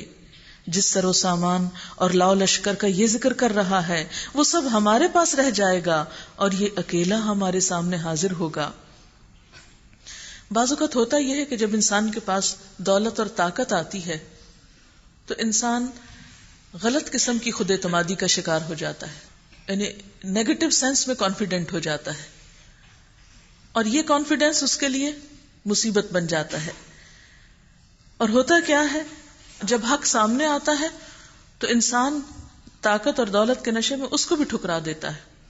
مکہ میں ایک شخص تھا جس کا نام تھا عاص بن وائل. یہ ایک مشرک سردار تھا. حضرت خباب بن الارت کی رقم اس کے ذمہ باقی تھی. انہوں نے جب رقم کا مطالبہ کیا کہ میرے پیسے واپس کرو تو عاص کہنے لگا تمہاری اس رقم کو اس وقت دوں گا جب تم محمد صلی اللہ علیہ وسلم کا انکار کرو گے. تو ان کی زبان سے نکلا، یعنی حضرت خباب کی زبان سے نکلا کہ میں ہرگز آپ کا انکار نہیں کروں گا یہاں تک کہ تم مرو اور پھر پیدا ہو. تو یہ سن کے کہنے لگا جب میں دوبارہ پیدا ہوں گا تو وہاں بھی مال اور اولاد کا مالک ہوں گا، اس وقت تم مجھ سے وہ رقم لے لینا. تو یہ سب باتیں کس قسم کی تھی؟ جھوٹی خود اعتمادی کی تھی. انسان سمجھتا ہے کہ اگر آج انسان کو بہت کچھ مل گیا تو کل بھی مل جائے گا. نہیں، آج تو اللہ تعالیٰ نے ایک نعمت دی ہے لیکن کل صرف اس کو ملے گا جو ڈیزرو کرے گا. ان لوگوں نے اللہ کو چھوڑ کر اپنے کچھ خدا بنا رکھے ہیں تاکہ وہ ان کے مددگار ہوں. کوئی مددگار نہ ہوگا. وہ سب ان کی عبادت کا انکار کریں گے اور الٹے ان کے مخالف بن جائیں گے. کیا تم دیکھتے نہیں ہو کہ ہم نے ان منکرین حق پہ شیاطین چھوڑ رکھے ہیں جو انہیں خوب خوب مخالفت حق پہ اکسا رہے ہیں. اچھا تو اب ان پر نزول عذاب کے لیے بے تاب نہ ہو. ہم ان کے دن گن رہے ہیں. وہ دن آنے والا ہے جب متقی لوگوں کو ہم مہمانوں کی طرح رحمان کے حضور پیش کریں گے وفد کی شکل میں، اور مجرموں کو پیاسے جانوروں کی طرح جہنم کی طرف ہانک لے جائیں گے. اس وقت لوگ کوئی سفارش لانے پہ قادر نہ ہوں گے بجز اس کے جس نے رحمان کے حضور سے پروانہ حاصل کر لیا ہو. وہ کہتے ہیں کہ رحمان نے کسی کو بیٹا بنایا ہے. سخت بےہودہ بات ہے جو تم لوگ گھڑ لائے ہو. قریب ہے کہ آسمان پھٹ پڑیں، زمین شق ہو جائے، پہاڑ گر جائیں اس بات پہ کہ لوگوں نے رحمان کے لیے اولاد ہونے کا دعویٰ کیا. رحمان کی یہ شان نہیں کہ وہ کسی کو بیٹا بنائے. زمین اور آسمانوں کے اندر جو بھی ہیں سب اس کے حضور بندوں کی حیثیت سے پیش ہونے والے ہیں. سب پر وہ محیط ہے اور اس نے ان کو شمار کر رکھا ہے. سب قیامت کے روز اکیلے اس کے سامنے حاضر ہوں گے. کلہم آتیہ یوم القیامت فردا ان الذین آمنوا وعملوا الصالحات سیجعل لهم الرحمن ودا. یقیناً جو لوگ ایمان لے آئے اور عمل صالح کر رہے ہیں ان قریب رحمان ان کے لیے دلوں میں محبت پیدا کر دے گا. بس اے محمد صلی اللہ علیہ وسلم اس کلام کو ہم نے آسان کر کے تمہاری زبان میں اسی لیے نازل کیا ہے کہ تم پرہیزگاروں کو خوشخبری دے دو اور ہٹ دھرم لوگوں کو ڈراؤ. ان سے پہلے کتنی ہی قوموں کو ہم ہلاک کر چکے ہیں. هل تحس منهم من احد او تسمع لهم رکزا. کیا آج تم کہیں ان کا نشان پاتے ہو، ان کو محسوس کر سکتے ہو، یا ان کی بھنک بھی کہیں سنائی دیتی ہے؟ کیا ان کی کوئی ہلکی سی آواز بھی کہیں سے آتی ہے؟ کہاں گئے وہ دنیاوی شان و شوکت والے؟ سورۃ طٰہٰ. بسم اللہ الرحمن الرحیم.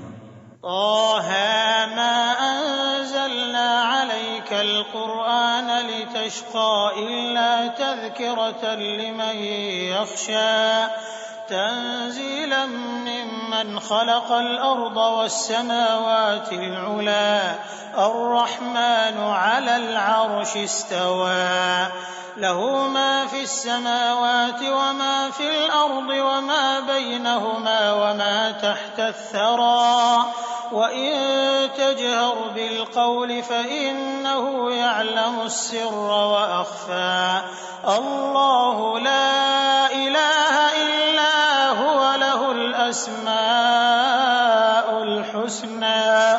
وهل أتاك حديث موسى إذ رأى نارا فقال لأهلهم كثوا إني آنست نارا لعلي آتيكم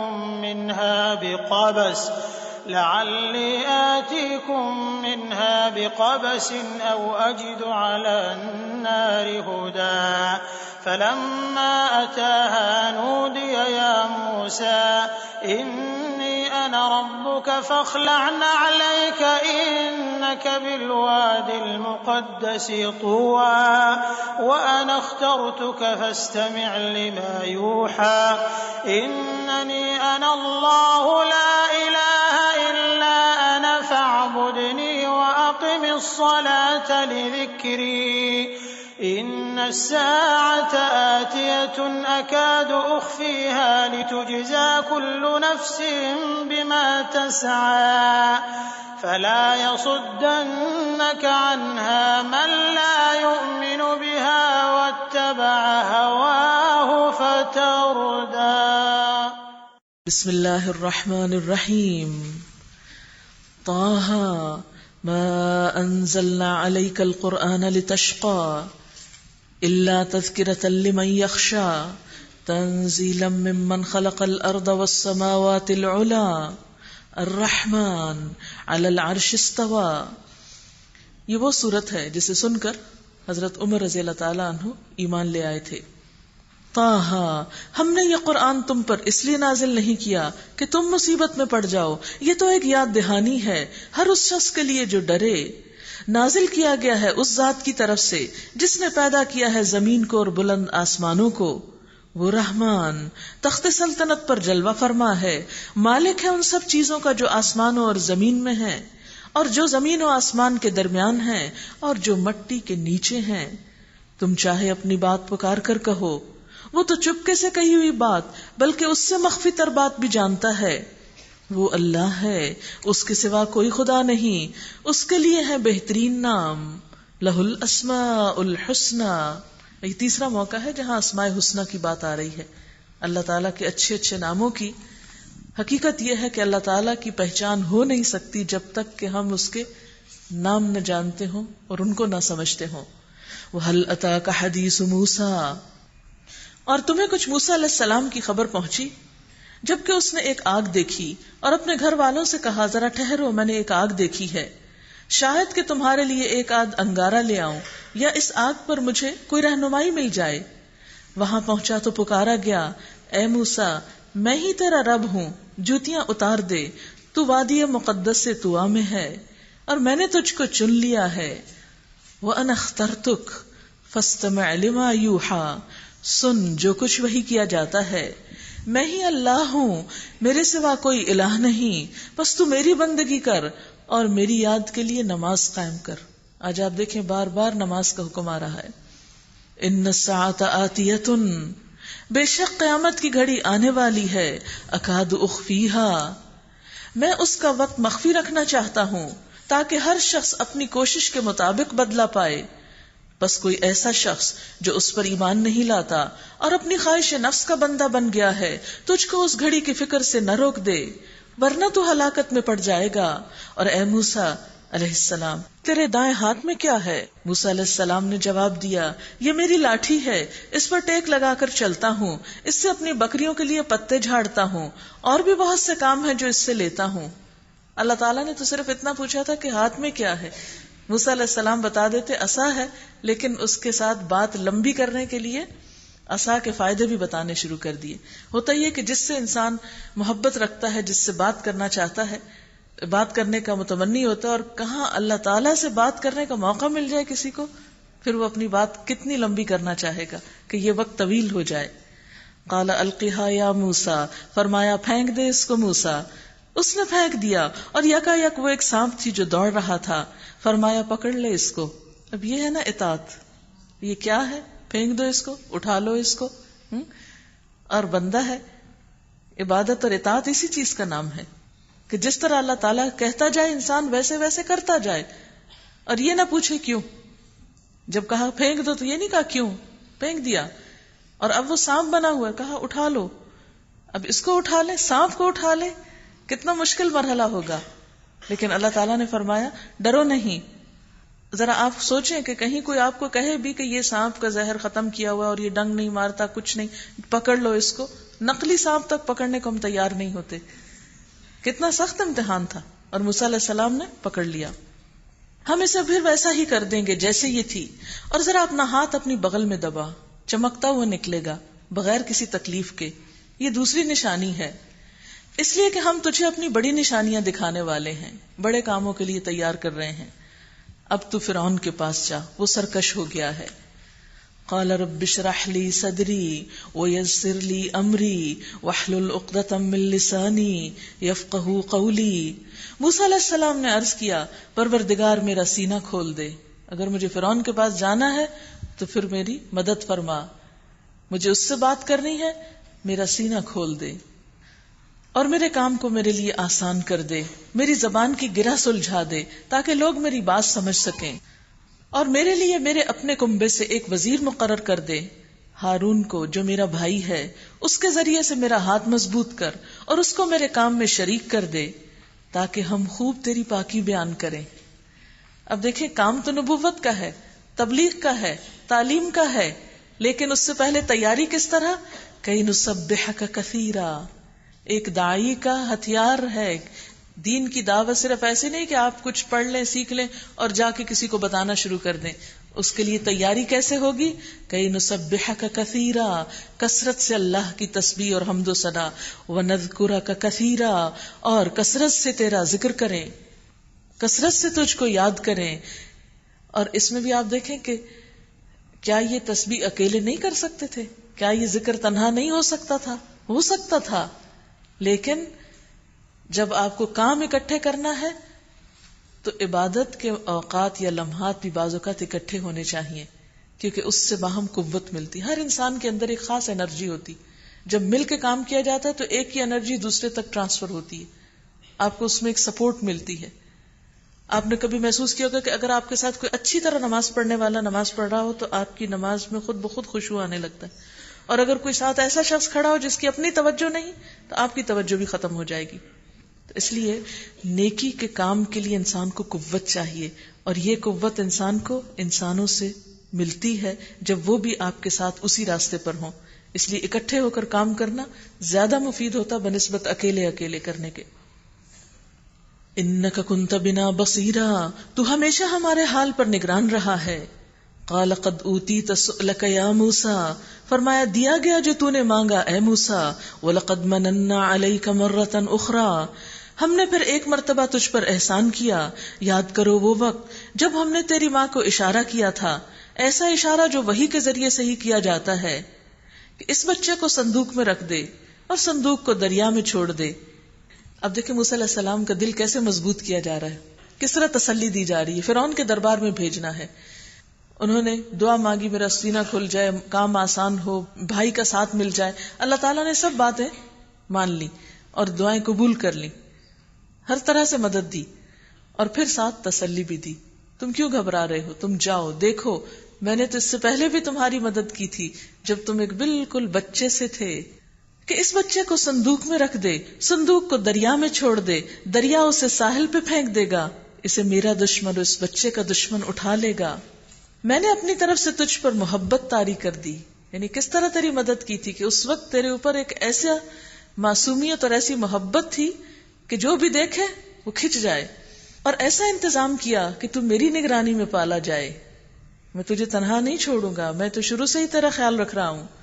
یاد کرو جبکہ تیری بہن چل رہی تھی پھر جا کر کہتی ہے میں تمہیں اس کا پتہ دوں جو اس بچے کی پرورش اچھی طرح کرے، اس طرح ہم نے تجھے پھر تیری ماں کے پاس پہنچا دیا تاکہ اس کی آنکھ ٹھنڈی رہے اور وہ رنجیدہ نہ ہو، اور تو نے ایک شخص کو قتل کر دیا تھا، ہم نے تجھے اس پھندے سے نکالا اور تجھے مختلف آزمائشوں سے گزارا، اور تو مدین کے لوگوں میں کئی سال ٹھہرا رہا، پھر اب ٹھیک اپنے وقت پر تو آ گیا اے موسیٰ۔ ثم جئت على قدری یا موسیٰ واصطنعتک لنفسی، اتنے لمبے سفر اور آزمائشوں کے بعد اب تو میرے کام کا بنا ہے۔ اب دیکھیں کہ آپ ایک برتن بھی خریدتے ہیں تو ٹھوک بجا کے، کیونکہ کریک تو نہیں، کہیں سے کچھ پانی بہ تو نہیں جائے گا اس میں، تو جس بندے نے اللہ کا کام کرنا ہوتا ہے اللہ تعالیٰ اس کو بھی سخت امتحانوں سے گزارتا ہے تاکہ وہ ٹھوک بجا کے دیکھے کہ آزمائشوں پہ پورا بھی اترتا ہے یا نہیں، اس کام کے لیے مضبوط بھی ہوا ہے یا نہیں، کیونکہ یہ راستہ اور یہ کام ان کا نہیں جو چھوٹی چھوٹی بات پہ پریشان ہو کر بیٹھ جائیں اور ہمت ہار دیں یا رونا دھونا شروع کر دیں یا مایوس ہو جائیں، نہیں۔ واصطنعتک لنفسی، یہ ہے چنا جانا۔ اذهب انت واخوک بآیاتی ولا تنیا فی ذکری، جاؤ تم اور تمہارے بھائی میری نشانیوں کے ساتھ اور دیکھو میری یاد میں کمی نہ کرنا۔ اللہ کی یاد، اللہ کا ذکر دین کی تبلیغ کے لیے، دین کا کام کرنے کے لیے بے حد ضروری ٹونک ہے، ضروری چیز ہے۔ یہ صرف ایک انٹلیکچوئل ایکسرسائز نہیں ہے، یہ دنیا کے سارے کاموں سے مختلف ہے۔ دنیا کے اور کاموں کے لیے محنت اور ذہانت کافی ہوتی ہے، لیکن اللہ کے کام کے لیے محنت اور ذہانت کافی نہیں ہے، اس کے ساتھ اللہ کا ذکر اور تسبیح اور اللہ کی یاد، اللہ تعالیٰ سے ایک مضبوط تعلق بہت ضروری ہوتا ہے۔ وَلَا تَنِيَا فِي ذِكْرِي اذْهَبَا إِلَىٰ فِرْعَوْنَ إِنَّهُ طَغَىٰ، جاؤ تم دونوں فرعون کے پاس کہ وہ سرکش ہو گیا ہے۔ فَقُولَا لَهُ قَوْلًا لَيِّنًا لَعَلَّهُ يَتَذَكَّرُ أَوْ يَخْشَىٰ، اور اس سے نرمی سے بات کرنا، شاید کہ وہ نصیحت قبول کرے یا ڈر جائے۔ فرعون جیسا سرکش انسان، اس سے نرمی سے بات کرنا، یہ ہے تبلیغ کا اصول اور طریقہ۔ عام طور پر ہمارے ہاں کیا ہوتا ہے، دین کا پیغام پہنچانے والے دوسروں کو پہلے حقارت کی نگاہ سے دیکھنا شروع کر دیتے، پھر چھوٹی چھوٹی غلطیوں پہ خوب پکڑتے ہیں، پھر چھوٹی چھوٹی چیزوں کو معاف نہیں کرتے اور اس طرح لوگوں کو بھگا دیتے ہیں۔ بڑی سے بڑی بات بھی کہنی ہو تو آپ نرمی سے بھی کر سکتے ہیں، آرام سے بھی کر سکتے ہیں، پولائٹلی کر سکتے ہیں، آپ فرم رہیں اپنے اصول میں لیکن بات نرمی سے پہنچائیں۔ اور پھر فرعون جیسے شخص کو بھی بات پہنچانے میں مایوس نہ ہو سکتا ہے اس کو بھی سمجھ آ جائے۔ یو نیور نو کون کس وقت بدل جائے، کس کے دل میں کب اللہ کی بات اثر کر جائے۔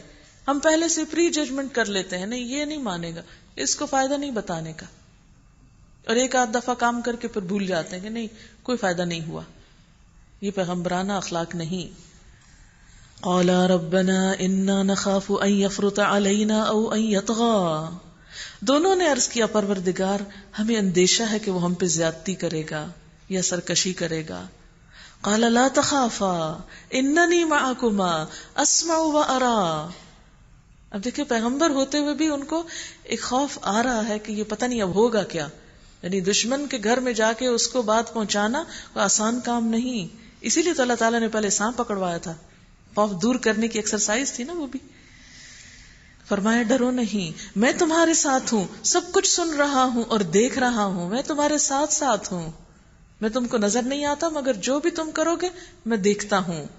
جاؤ اس کے پاس اور کہو ہم تیرے رب کے بھیجے ہوئے ہیں. انا رسول ربک فارسل معنا بنی اسرائیل, بنی اسرائیل کو ہمارے ساتھ جانے کے لیے چھوڑ دو, اسے آزاد کر دو. ولا تعذبہم, اور ان کو تکلیف نہ دو. کتنا مہربان ہے نا اللہ تعالیٰ بنی اسرائیل کے معاملے میں, لیکن انہوں نے بھی اللہ کا شکر ادا نہ کیا. قد جئناک بآیۃ من ربک, ہم تیرے پاس تیرے رب کی نشانی لے کر آئے ہیں. والسلام علی من اتبع الہدی, اور سلامتی ہے اس کے لیے جو راہ راست کی پیروی کرے. انا قد اوحی الینا ان العذاب علی من کذب وتولی, ہم کو وہی سے بتایا گیا ہے کہ عذاب اس کے لیے ہے جو جھٹلائے اور منہ موڑے. یعنی اللہ تعالیٰ کا پیغام دیتے ہیں, یہ نہیں کہتے کہ میں تم سے یوں کہہ رہا ہوں. اس لیے دین کی بات جب پہنچائیں آپ کسی کو تو اپنی بات بنا کے نہیں, اللہ کی بات, لوگوں کو اللہ سے جوڑیں. قال فمن ربکما یا موسیٰ, فرعون نے کہا اچھا تو پھر تم دونوں کا رب کون ہے موسیٰ؟ قال ربنا الذی اعطى كل شیء خلقہ ثم هدى, موسیٰ علیہ السلام نے جواب دیا ہمارا رب وہ ہے جس نے ہر چیز کو اس کی ساخت بخشی, یعنی ہر چیز کا الگ ڈیزائن تیار کیا, اس کی ایک خاص قسم کی حیت بنائی. سبزیوں میں آپ دیکھیں تو ہر سبزی کا ایک نیا رنگ اور ڈیزائن ہے, سائز فرق ہے. پھولوں کو دیکھیں تو ہر پھول مختلف ہے, 20 شیڈز ہیں ان میں. پھلوں کو دیکھیں تو ہر پھل مختلف طرح کا ہے. کبھی آپ نے سوچا کہ اگر مثلا کیلا کھٹا ہوتا اور انگور نمکین ہوتا تو کیا لطف ہوتا؟ یعنی رنگ اور ذائقہ اور سائز اور اس کا ٹیکسچر, یہ سب اللہ تعالیٰ نے خود بنایا ہے اور بہت ہی مناسب اور موزوں بنایا ہے. پھر ان کی ایک خاص خوشبو رکھی, وہ چاہتا تو ایک ہی خوشبو سب میں ڈال دیتا. آتا کل شیء خلقہ ثم ہدی, پھر اس نے ہر ایک چیز کو کام کرنا بھی سکھایا. مثلا چڑیا کو اڑنا کس نے سکھایا, مچھلی کو تیرنا کس نے سکھایا؟ اسی نے سکھایا. ہمارے منہ پہ ذرا پانی پڑے ہم سانس نہیں لے سکتے, اور مچھلیوں کو آپ پانی کے اندر دیکھتے ہیں بھاگ دوڑ رہی ہوتی ہیں تیزی کے ساتھ, ان کو کوئی فرق نہیں پڑتا. کس طرح ان کو تخلیق کیا.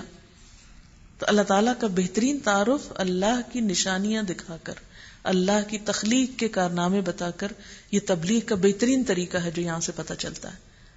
جیسے آپ اپنے بچوں کو بھی کوئی بات بتائیں تو اسی طرح اللہ تعالیٰ کی جو مختلف مخلوقات ہیں ان کے بارے میں پہلے آپ خود پڑھیں گے تو بتائیں گے نا. اس لیے ماں کا پڑھا لکھا ہونا بہت ضروری ہے.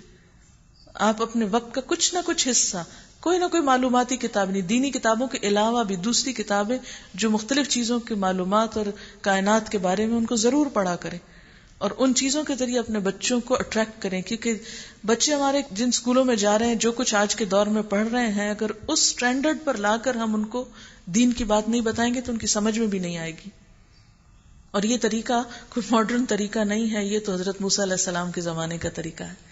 حضرت موسیٰ علیہ السلام نے بھی اسی طرح فرعون کو اللہ تعالیٰ کا تعارف کرایا. قال فما بال القرون الاولی, فرعون بولا اور پہلے جو نسلیں گزر چکی ہیں ان کی پھر کیا حالت تھی.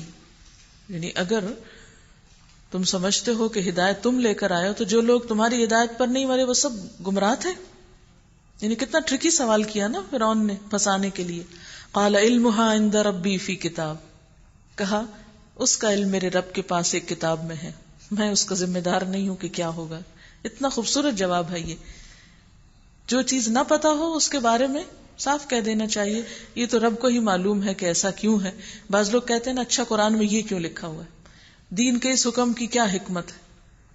ہم نے کوئی ذمہ داری نہیں لی ہوئی کہ ہر بات کی حکمت ہم ہی بتائیں گے. ہم تو اللہ کا پیغام پہنچانے آئے ہیں, جو پتا ہے بتا رہے ہیں, جو نہیں جانتے اللہ کو پتا ہے, بس ہمیں تو اتنا پتا ہے کہ یہ اس کا حکم ہے. لا يضل ربی ولا ينسى, میرا رب نہ چوکتا ہے نہ بھولتا ہے. وہی ہے جس نے تمہارے لیے زمین کا فرش بچھایا اور اس میں تمہارے چلنے کو راستے بنائے اور اوپر سے پانی برسایا. دیکھیں تبلیغ کا طریقہ, کیا مثالیں دے رہے ہیں موسیٰ علیہ السلام, غور کے قابل ہیں. کن چیزوں سے نصیحت کر رہے ہیں, کن چیزوں پہ غور و فکر کرنا سکھا رہے ہیں. پھر اس کے ذریعے سے مختلف اقسام کی پیداوار نکالی، کھاؤ اور اپنے جانوروں کو بھی چراؤ، یقیناً اس میں بہت سی نشانیاں ہیں عقل رکھنے والوں کے لیے۔ اسی زمین سے ہم نے تم کو پیدا کیا ہے، اسی میں ہم تمہیں واپس لے جائیں گے اور اسی سے تم کو دوبارہ نکالیں گے۔ ہم نے فرعون کو اپنی سبھی نشانیاں دکھائیں مگر وہ جھٹلائے چلا گیا اور نہ مانا، کہنے لگا اے موسیٰ کیا تو ہمارے پاس اس لیے آیا ہے کہ اپنے جادو کے زور سے ہم کو ہمارے ملک سے نکال باہر کرے؟ اچھا ہم بھی تیرے مقابلے میں ویسا ہی جادو لاتے ہیں، طے کر لے کہ کب اور کہاں مقابلہ کرنا ہے، نہ ہم اس قرارداد سے پھریں گے نہ تم پھرنا، کھلے میدان میں سامنے آ جا۔ یعنی اگر دلیل سے نہیں مانتے تو آؤ اب معجزہ دکھاتے ہیں۔ دلیل کے میدان کو چھوڑ کر اب فرعون ایک دوسرے میدان میں لاتا ہے موسیٰ علیہ السلام کو اور کہتا ہے کہ آؤ مقابلہ کرتے ہیں۔ موسیٰ علیہ السلام نے کہا جشن کا دن طے ہوا اور دن چڑھے لوگ جمع ہوں۔ فرعون نے پلٹ کر اپنے سارے ہتھ کنڈے جمع کیے اور مقابلے میں آ گیا۔ موسیٰ علیہ السلام نے کہا شامت کے مارو، جھوٹی تہمتیں مت باندھو اللہ پر، ورنہ ایک سخت عذاب سے تمہارا ستیہ ناش کر دے گا۔ جھوٹ جس نے بھی گھڑا وہ نامراد ہوا۔ یہ سن کر ان کے درمیان اختلاف رائے ہو گیا اور وہ چپ کے باہم مشورے کرنے لگے۔ آخر کار کچھ لوگوں نے کہا یہ دونوں تو محض جادوگر ہیں، ان کا مقصد یہ ہے کہ اپنے جادو کے زور سے تم کو تمہاری زمین سے بے دخل کر دیں اور تمہارے مثالی طریقے زندگی کا خاتمہ کر دیں۔ اپنی ساری تدبیریں آج اکٹھی کر لو اور ایکا کر کے میدان میں آؤ، بس یہ سمجھ لو کہ آج جو غالب رہا وہی جیت گیا۔ جادوگر بولے موسیٰ تم پھینکتے ہو یا ہم پھینکیں؟ موسیٰ علیہ السلام نے کہا نہیں تم ہی پھینکو۔ یکایک ان کی رسیاں اور ان کی لاٹھیاں ان کے جادو کے زور سے موسیٰ علیہ السلام کو دوڑتی ہوئی محسوس ہوئیں اور موسیٰ علیہ السلام اپنے دل میں ڈر گئے۔ ہم نے کہا مت ڈر، تو ہی غالب رہے گا، پھینک جو کچھ تیرے ہاتھ میں ہے۔ ابھی ان کی ساری بناوٹی چیزوں کو نگلے جاتا ہے، یہ جو کچھ بنا کر لائے ہیں یہ تو جادوگر کا فریب ہے۔ وَلَا يُفْلِحُ السَّاحِرُ حَيْثُ أَتَى، اور جادوگر کبھی کامیاب نہیں ہو سکتا خواہ کسی شان سے وہ آئے۔ جادو کے بارے میں یہ آیت جو ہے اتنی زبردست تسلی دینے والی ہے۔ بہت سے لوگ اس وہم کا شکار رہتے ہیں ہم پہ جادو ہو گیا ہے اور اس لیے یہ کام نہیں ہو رہا، وہ نہیں ہو رہا، اور نہ جانے یوں ان کو لگتا ہے جیسے ہر چیز گویا جادوگروں کے ہاتھ میں، جس کی قسمت جو چاہے جیسے بدل دیں۔ بازو کا تھوڑے بہت اگر کچھ اثرات ہوتے بھی تو زیادہ تر توہمات ہوتے ہیں، اور جس چیز کے بارے میں آپ خوف زدہ ہو اور وہم کا شکار ہو جائے وہ چیز اتنی آپ کے اوپر حاوی ہو جاتی ہے۔ اور جادو اس کے سوا کچھ نہیں کہ وہ نظر بندی ہوتی ہے، کچھ کہ چیز کی حقیقت کچھ ہوتی ہے اور وہ کچھ اور نظر آنے لگتی ہے آپ کو، یا اسی طرح آپ کے اندر کچھ اور طرح کے خیالات آنے لگتے ہیں۔ لیکن جب آپ اللہ کے کلام سے تعلق پیدا کرتے ہیں تو یہ چیزیں اثر نہیں کرتی۔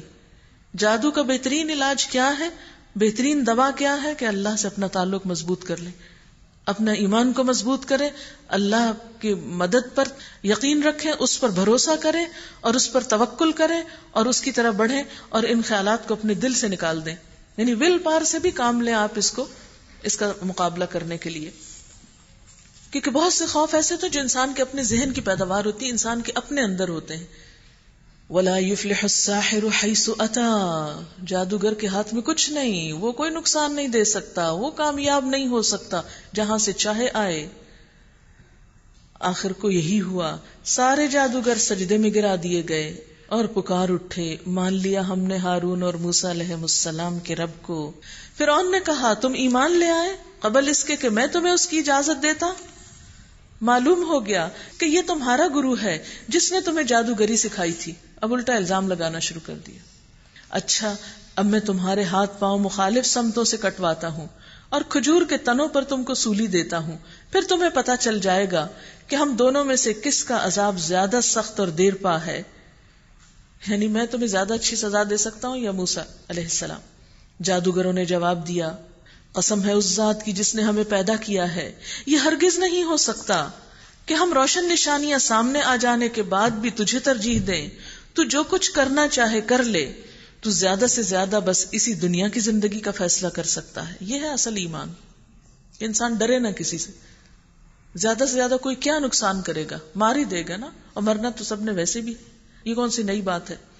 ہم تو اپنے رب پر ایمان لے آئے تاکہ وہ ہماری خطائیں معاف کر دے اور اس جادوگری سے جس پر تو نے ہمیں مجبور کیا تھا درگزر فرمائے۔ اللہ ہی اچھا ہے اور وہی باقی رہنے والا ہے۔ انہ من یأت ربہ مجرما فإن لہ جہنم لا یموت فیہا ولا یحیا. حقیقت یہ ہے کہ جو مجرم بن کر اپنے رب کے حضور حاضر ہوگا اس کے لیے جہنم ہے جس میں وہ نہ جیے گا نہ مرے گا، اور جو اس کے حضور مومن کی حیثیت سے حاضر ہوگا جس نے نیک عمل کیے ہوں گے، ایسے سب لوگوں کے لیے بلند درجے ہیں، سدا بہار باغات ہیں جن کے نیچے نہریں بہ رہی ہوں گی، ان میں وہ ہمیشہ رہیں گے. یہ جزا ہے اس شخص کی جو پاکیزگی اختیار کرے. ذالک جزاء من تزکا. تزکیہ.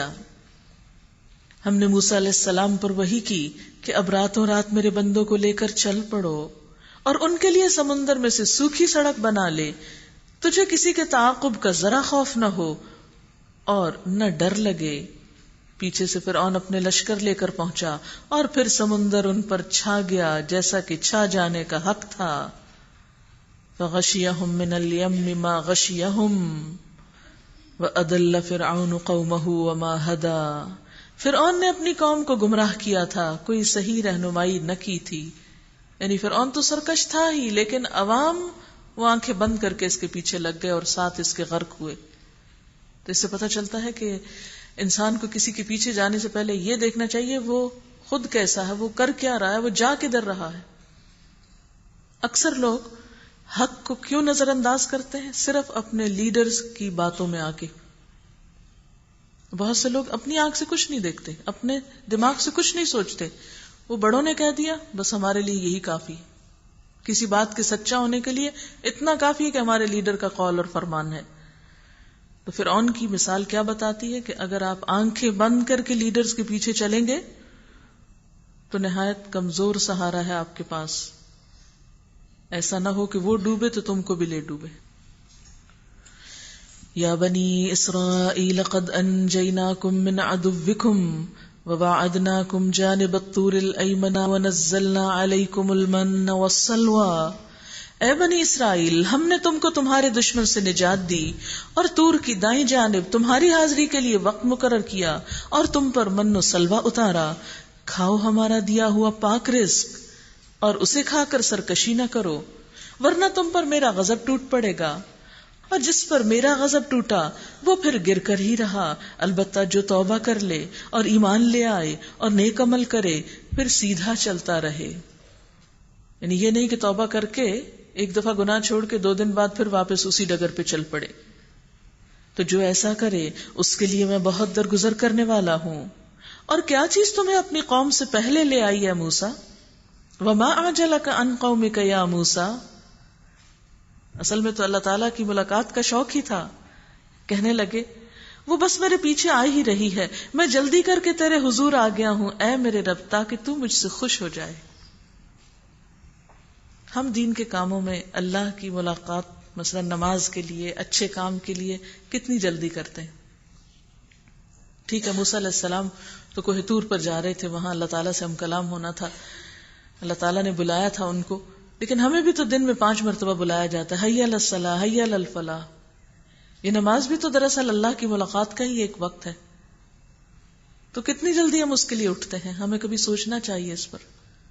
ہم کہتے ہیں اچھا ابھی تو اذان ہوئی ہے، پڑھ ہی لیں گے نا، اچھا ابھی پڑھ لیں گے، پھر پڑھ لیں گے، ابھی بہت وقت ہے. تو عموماً یہ ہوتا ہے کہ ہم اپنی خواہشات کے پیچھے پڑھ کر اللہ کی ملاقات کو مؤخر کر دیتے ہیں اور پھر جلدی جاتے ہیں، جلدی جلدی بھاگ دوڑ کے واپس آ جاتے ہیں. کیونکہ جب دیر سے نماز شروع کریں گے تو خشوع کہاں سے آئے گا؟ خشوع کے لیے تو پھر وقت پہ نماز ضروری ہوتی ہے. نہیں یوں لگتا ہے نا موسیٰ علیہ السلام کا والہانہ شوق کہ لوگ آہستہ چل رہے ہیں تو آتے رہیں گے، تیزی سے آگے چلے گئے. ہمارا بالکل الٹا طریقہ ہوتا ہے نا، ہم دیکھتے ہیں لوگ کر رہے ہیں، نہیں ابھی تو بہت پیچھے، ہم ان سے بھی پیچھے ہو جائیں، یہ پہنچ جائیں پھر ہم بھی پہنچ جائیں گے. نیکی کے کام میں ہمارا طریقہ یہ ہوتا ہے، یہ سب کر لیں پھر ہم بھی آخر میں کر لیں گے. لیکن جن کو اللہ سے محبت ہوتی ہے وہ یہ نہیں دیکھتے کہ لوگ کر رہے ہیں یا نہیں کر رہے اور لوگ کہاں ہیں، وہ یہ دیکھتے ہیں کہ لوگ آتے ہیں تو آئے، نہیں آتے تو نہ آئے، ہم جا رہے ہیں. زندگی مختصر سی ہے، کب تک اوروں کا انتظار کرتے رہیں گے کہ وہ یہ کام کریں تو ہم بھی کریں. فرمایا اچھا تو سنو، ہم نے تمہارے پیچھے تمہاری قوم کو آزمائش میں ڈال دیا اور سامری نے انہیں گمراہ کر ڈالا. موسیٰ علیہ السلام سخت غصے اور رنج کی حالت میں اپنی قوم کی طرف پلٹے، جا کر کہا، اے میری قوم کے لوگو، کیا تمہارے رب نے تم سے اچھے وعدے نہیں کیے تھے؟ اس نے تمہیں فرعون سے نجات دی اور تم آ کے اسی کے ساتھ شریک بنا بیٹھے ہو۔ کیا تمہیں دل لگ گئے ہیں، یا تم اپنے رب کا غضب ہی اپنے اوپر لانا چاہتے تھے کہ تم نے مجھ سے وعدہ خلافی کی، نہیں میرے آنے کا انتظار بھی نہیں کیا؟ میں تو تمہارے لیے گیا تھا، تمہاری ہدایت کی کتاب لینے کے لیے۔ انہوں نے جواب دیا، ہم نے آپ سے وعدہ خلافی کچھ اپنے اختیار سے نہیں کی، معاملہ یہ ہوا کہ لوگوں کے زیورات کے بوجھ سے ہم لد گئے تھے اور ہم نے بس ان کو پھینک دیا تھا۔ پھر اس طرح سامری نے بھی کچھ ڈالا اور ان کے لیے ایک بچڑے کی مورت بنا کر نکال لایا جس میں سے بیل کی سی آواز نکلتی ہے۔ لوگ پکار اٹھے، یہی ہے تمہارا خدا اور موسیٰ کا خدا؟ موسیٰ اسے بھول گیا۔ کیا وہ دیکھتے نہ تھے کہ وہ ان کی بات کا نہ جواب دیتا ہے، نہ ان کے نفع نقصان کا کچھ اختیار رکھتا ہے، بس صرف ایک آواز کے نکلنے پر تم اس کو خدا بنا بیٹھے ہو؟ اچھا، ہمارا حال یہی ہے۔ مثلا ویسٹ نے جو ترقی کی، چھوٹی چھوٹی مشینیں ایجاد کر لی، ہم ایک ایک چیز کو دیکھ کر حیران ہو گئے، اچھا، اور اسی کے آگے سر جھکا بیٹھے اور اپنے رب کو بھول گئے، اور ان کی تہذیب اور ان کا کلچر، ان کی سیدھی الٹی باتیں سب کچھ اپنانا شروع کر دی۔ ٹھیک ہے، حکمت مومن کی متاع گم گشتہ ہے، کوئی اچھی چیز کہیں بھی ہو اس سے فائدہ اٹھا سکتا ہے، اسے اختیار کر سکتا ہے، لیکن اپنے دین کی قیمت پر نہیں، اس لیے کہ ہمارا دین اللہ کی طرف سے آیا، وہ معمولی چیز نہیں ہے۔ اگر دین کے ماننے والے آج کمزور ہیں تو لوگوں سے نہیں، دین سے دین کو پہچانو۔ تو عموماً لوگوں کی نفسیات یہی ہوتی کہ جہاں کوئی ان یوزول چیز دیکھی اس کے پیچھے چل پڑے، عقل سے کام نہیں لیتے نا، کہ ایک زیور کا بت جس میں سے ایک آواز نکل رہی ہے اس کو خدا بنا بیٹھے ہیں، اور یہ سوچا ہی نہیں کہ اس سے کچھ فائدہ حاصل نہیں ہو رہا، اور اس کو ہم نے خود بنایا اور اس کو اٹھا کے ہمیں رکھنا پڑتا ہے، اس کی خدمت ہم کر رہے ہیں، یہ کہاں سے الہ بن گیا؟ یہاں تک سوچ ہی نہیں گئی۔ ہارون علیہ السلام پہلے ہی ان سے کہہ چکے تھے، لوگو تم اس کی وجہ سے فتنے میں پڑ گئے، تمہارا رب تو رحمان ہے، بس تم میری پیروی کرو اور میری بات مانو۔ اس بارے میں آپ نے نوٹ کیا ہوگا کہ بار بار اللہ تعالیٰ کے لیے رحمان کا لفظ آ رہا ہے، مگر انہوں نے اس سے کہہ دیا کہ ہم تو اسی کی پرستش کرتے رہیں گے جب تک کہ موسیٰ واپس نہ آ جائے۔ موسیٰ علیہ السلام قوم کو ڈانٹنے کے بعد بولے، ہارون، تم نے جب دیکھا تھا کہ یہ گمراہ ہو رہے ہیں تو کس چیز نے تمہارا ہاتھ پکڑا تھا کہ میرے طریقے پہ عمل نہ کرو؟ کیا تم نے میرے حکم کی خلاف ورزی کی تھی؟ ہارون علیہ السلام نے جواب دیا، اے میری ماں کے بیٹے، میری داڑھی نہ پکڑ، نہ میرے سر کے بال کھینچ، مجھے اس بات کا ڈر تھا کہ تو آ کر کہے گا تم نے بنی اسرائیل میں پھوٹ ڈال دی اور میری بات کا پاس نہ کیا۔ یعنی میں نے ان کو سمجھایا تو تھا، لیکن اتنا نہیں کہ ان کے درمیان تفرقہ بازی ہو جائے۔ یعنی اس سے پتہ چلتا ہے کہ مسلمانوں میں پھوٹ ڈلوانا اور ان کے اندر گروہ بندیاں پیدا کرنا اور ان کو بانٹنا اور ٹکڑوں میں کرنا، یہ بہت بڑا ظلم ہے، بہت بڑا جرم ہے۔ تو اس جرم سے بچنے کے لیے ہارون علیہ السلام نے بات پہنچائی اور خاموشی اختیار کر لی۔ موسیٰ علیہ السلام نے کہا، اور سامری تیرا کیا معاملہ ہے؟ اب آپ دیکھیں ایک ایک سے نبٹ رہے ہیں، پہلے لوگوں سے بات کی، پھر اپنے بھائی سے بات کی، اب سامری سے بات کی۔ اس نے جواب دیا، میں نے وہ چیز دیکھی ہے جو ان لوگوں کو نظر نہ آئی، بس میں نے رسول کے نقش قدم سے ایک مٹھی اٹھا لی اور اس کو ڈال دیا، میرے نفس نے مجھے کچھ ایسا ہی سجھایا۔ موسیٰ علیہ السلام نے کہا، اچھا تو جا، اب زندگی بھر تجھے یہی پکارتے رہنا ہے کہ مجھے نہ چھونا، لا مساس لا مساس، ڈونٹ ٹچ ڈونٹ ٹچ۔ یعنی اس کو ایک جنون کی سی بیماری لاحق ہو گئی، بہکایا دوسروں کو تھا، خود بہک گیا۔ وَإِنَّ لَكَ مَوْعِدًا لَن تُخْلَفَ، اور تیرے لیے باس پرس کا ایک وقت مقرر ہے جو تجھ سے ہرگز نہ ٹلے گا، اور دیکھ اپنے اس خدا کو جس پر تو ریجھا ہوا تھا، اب ہم اسے جلا ڈالیں گے، ریزہ ریزہ کر کے دریا میں بہا دیں گے۔ لوگو تمہارا الہ تو بس ایک ہی اللہ ہے جس کے سوا اور کوئی خدا نہیں، ہر چیز پر اس کا علم حاوی ہے۔ اب یہاں پر آپ دیکھیں کہ موسیٰ علیہ السلام صرف یہ نہیں کرتے کہ اچھا سونے کا بت ہے تو اب سونا کیا ضائع کرنا، لہٰذا کیا کرو سونے کو دوبارہ پگھلا کے کچھ اور بنا لو، نہیں، اس کو جلایا اور اس کی راکھ سمندر میں بہائی کہ کوئی نشان بھی نہ بچے کہ پھر کہیں سے یہ عقیدت کے جراثیم پھوٹ پڑے۔ یعنی شرک کا اس طرح خاتمہ کیا۔ اسی لیے اسلام میں مجسمہ سازی جو ہے وہ منع ہے، کیونکہ اس سے پھر شرک کا دروازہ کھل جاتا ہے۔ اے محمد صلی اللہ علیہ وسلم، اس طرح ہم پچھلے گزرے ہوئے حالات کی خبریں تم کو سناتے ہیں، اور ہم نے خاص اپنے ہاں سے تم کو ایک ذکر عطا کیا ہے۔ جو کوئی اس سے منہ موڑے گا وہ قیامت کے روز سخت بار گناہ اٹھائے گا، اور ایسے سب لوگ ہمیشہ اس کے وبال میں گرفتار رہیں گے، اور قیامت کے دن ان کے لیے بڑا تکلیف دہ بوجھ ہوگا، اس دن جب کہ سور پھونکا جائے گا اور ہم مجرموں کو اس حال میں گھیر لائیں گے کہ ان کی آنکھیں دہشت کے مارے پتھرائی ہوئی ہوں گی، آپس میں چپ کے کہیں گے دنیا میں مشکل ہی سے تم نے کوئی 10 دن گزارے ہوں گے۔ یہ ہے دنیا کی زندگی کی حقیقت، کئی سال کی زندگی وہاں جا کر 10 دن معلوم ہوگی۔ ہمیں خوب معلوم ہے کہ وہ کیا باتیں کر رہے ہوں گے۔ اس وقت ان میں سے جو زیادہ سے زیادہ محتاط اندازہ لگانے والا ہوگا وہ کہے گا نہیں 10 دن نہیں، تمہاری دنیا کی زندگی بس 1 دن کی تھی۔ إِن لَبِثْتُمْ إِلَّا يَوْمًا، 1 دن کے لیے تو ہم کیا کچھ کر رہے ہیں، اور ہمیشہ کی زندگی کے لیے کتنی بھول میں پڑے ہوئے، یہاں کے لیے کام کرتے ہیں اور وہاں کے لیے بس خیالات اچھے رکھتے ہیں، تمنائیں اور آرزویں رکھتے ہیں۔ وَيَسْأَلُونَكَ عَنِ الْجِبَالِ فَقُلْ يَنسِفُهَا رَبِّي نَسْفًا، یہ لوگ تم سے پوچھتے ہیں کہ آخر اس دن یہ پہاڑ کہاں چلے جائیں گے، یہ جو اتنے بڑے بڑے ہیں یہ بھی ٹوٹ جائیں گے؟ کہو میرا رب ان کو دھول بنا کے اڑا دے گا، مٹی کی طرح اڑ جائیں گے۔ اللہ کے سامنے یہ کیا چیز ہے؟ اور زمین کو ایسا ہموار چٹیل میدان بنا دے گا کہ اس میں تم کوئی بل اور سلوٹ نہ دیکھو گے۔ اس روز سب لوگ منادی کی پکار پر سیدھے چلے آئیں گے، کوئی ذرا اکڑ نہ دکھا سکے گا، اور آوازیں رحمان کے آگے دب جائیں گی، ایک سرسراہٹ کے سوا تم کچھ نہ سنو گے۔ اولین و آخرین کا مجمع ہوگا اور کسی کو بولنے کا یارہ نہ ہوگا، سب خاموش دہشت زدہ ہوں گے، ہر ایک کو اپنی پڑی ہوگی کہ اب پتہ نہیں میرے ساتھ کیا ہوتا ہے۔ اس روز شفاعت کارگر نہ ہوگی الا یہ کہ کسی کو رحمان اس کی اجازت دے۔ آج تو ہم اس تسلی میں بھی رہتے ہیں کہ ہماری سفارش ہو جائے گی اگر ہم خود نہ بھی اچھے عمل کیے ہوئے، تو اس کے لیے بھی اللہ کی اجازت چاہیے، اور اس کی بات سننا پسند کرے، یعنی اجازت ملنے کے بعد وہ سفارش بھی اللہ کو پسند آئے تو سفارش قبول ہوگی۔ اور سفارش تو سفارش ہی ہوتی، حتمی فیصلہ تو نہیں ہوتا، حتمی فیصلہ تو پھر مالک کے ہاتھ میں ہے۔ اس لیے صرف سفارش کے بھروسے پہ غلط کام کرتے چلے جانا یہ کوئی عقل مندی کی بات نہیں۔ وہ لوگوں کا اگلا پچھلا سب حال جانتا ہے اور دوسروں کو اس کا پورا علم نہیں۔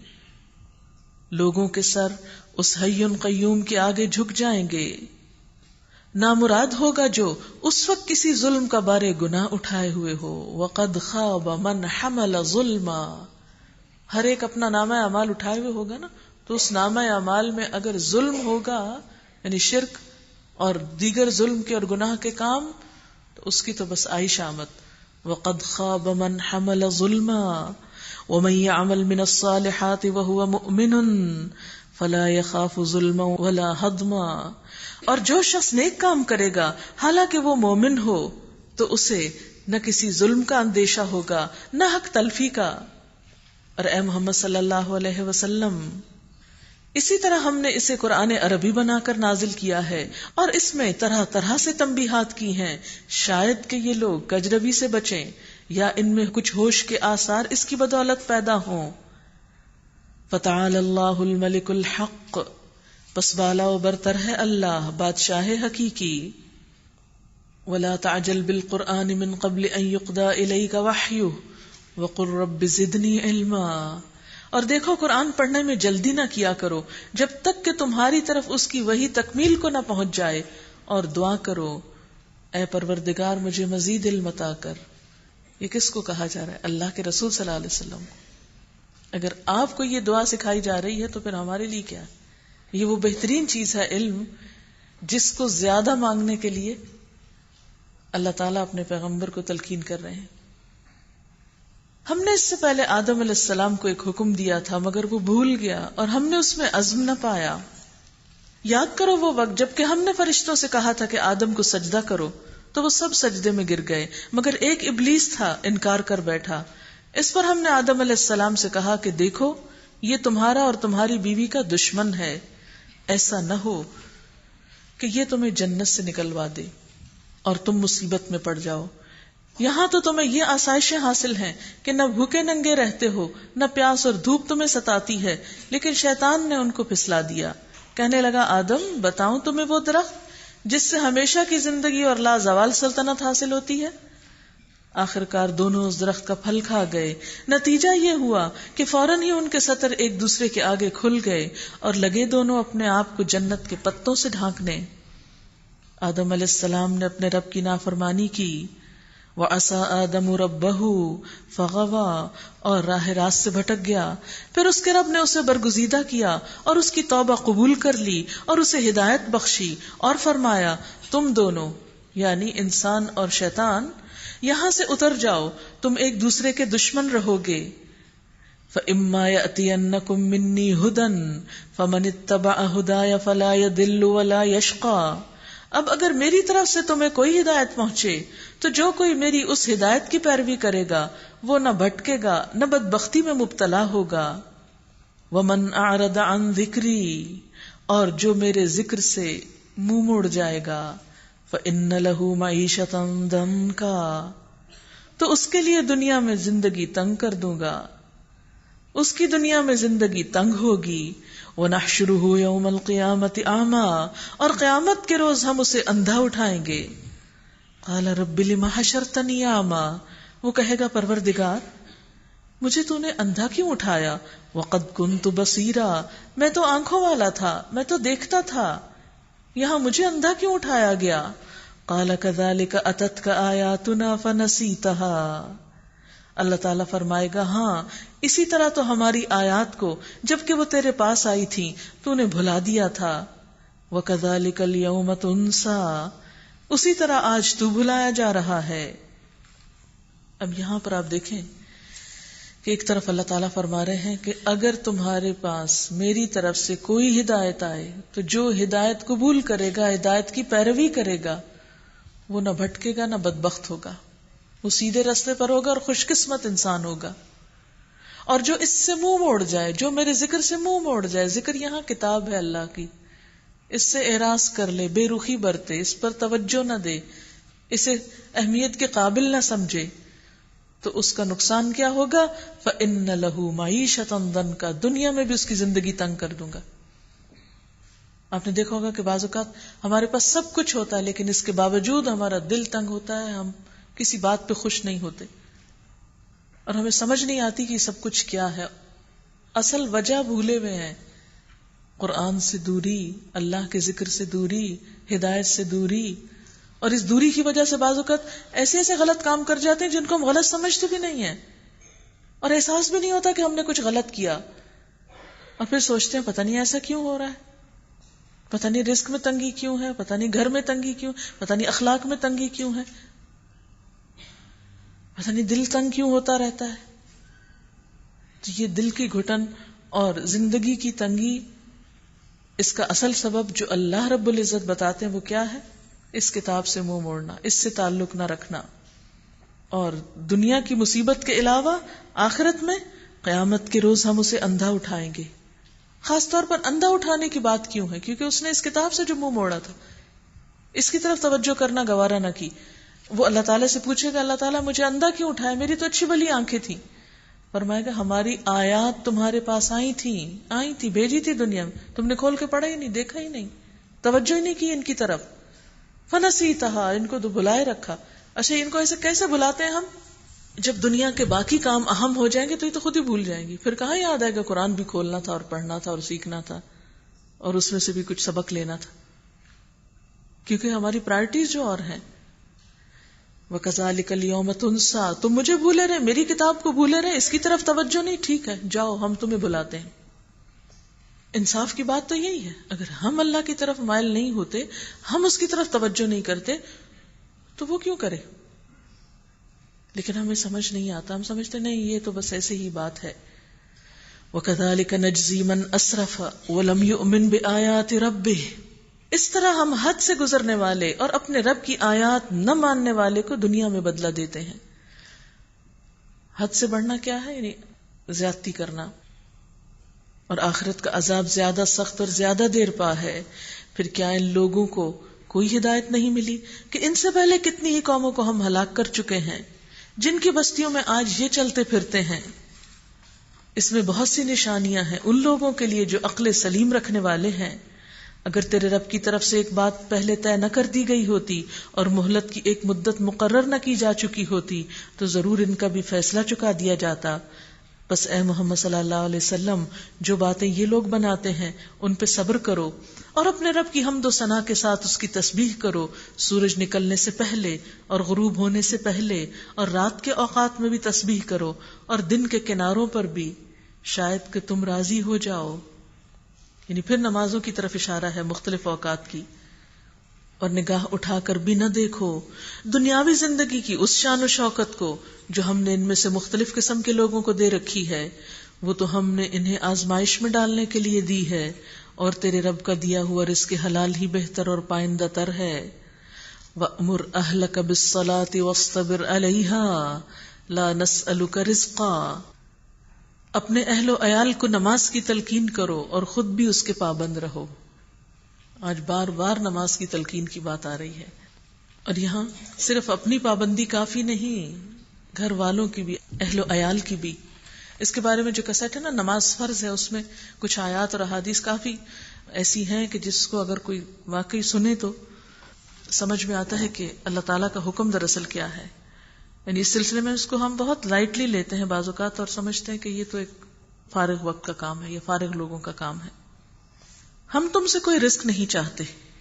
عموماً انسان رزق کی تلاش میں نمازوں کو فراموش کرتا ہے، دنیا کے پیچھے بھاگتے ہوئے نماز کا وقت نہیں اس کو ملتا. فرمایا ہمیں تمہارے پیسے اور مال و دولت اور رزق نہیں چاہیے، ہم نے تم کو اپنی عبادت کے لیے پیدا کیا. اگر اس کا وقت نہیں تمہارے پاس تو تمہاری یہ ساری بھاگ دوڑ بیکار ہے، اخسرین اعمالا والی بات ہے. رزق تو ہم تمہیں دے ہی رہے ہیں اور انجام کی بھلائی تقوی ہی کے لیے ہے. وہ کہتے ہیں یہ شخص اپنے رب کی طرف سے کوئی نشانی کیوں نہیں لاتا؟ اور کیا ان کے پاس اگلے صحیفوں کی تمام تعلیمات کا بیان واضح آ نہیں گیا؟ اگر ہم اس کے آنے سے پہلے ان کو کسی عذاب سے ہلاک کر دیتے تو پھر یہی لوگ کہتے کہ اے ہمارے پروردگار، تو نے ہمارے پاس کوئی رسول کیوں نہ بھیجا کہ ذلیل و رسوا ہونے سے پہلے ہی ہم تیری آیات کی پیروی اختیار کر لیتے. اے محمد صلی اللہ علیہ وسلم ان سے کہیے قل کل متربص، کہ ہر شخص انتظار کر رہا ہے. فتربصوا، اب تم بھی منتظر رہو.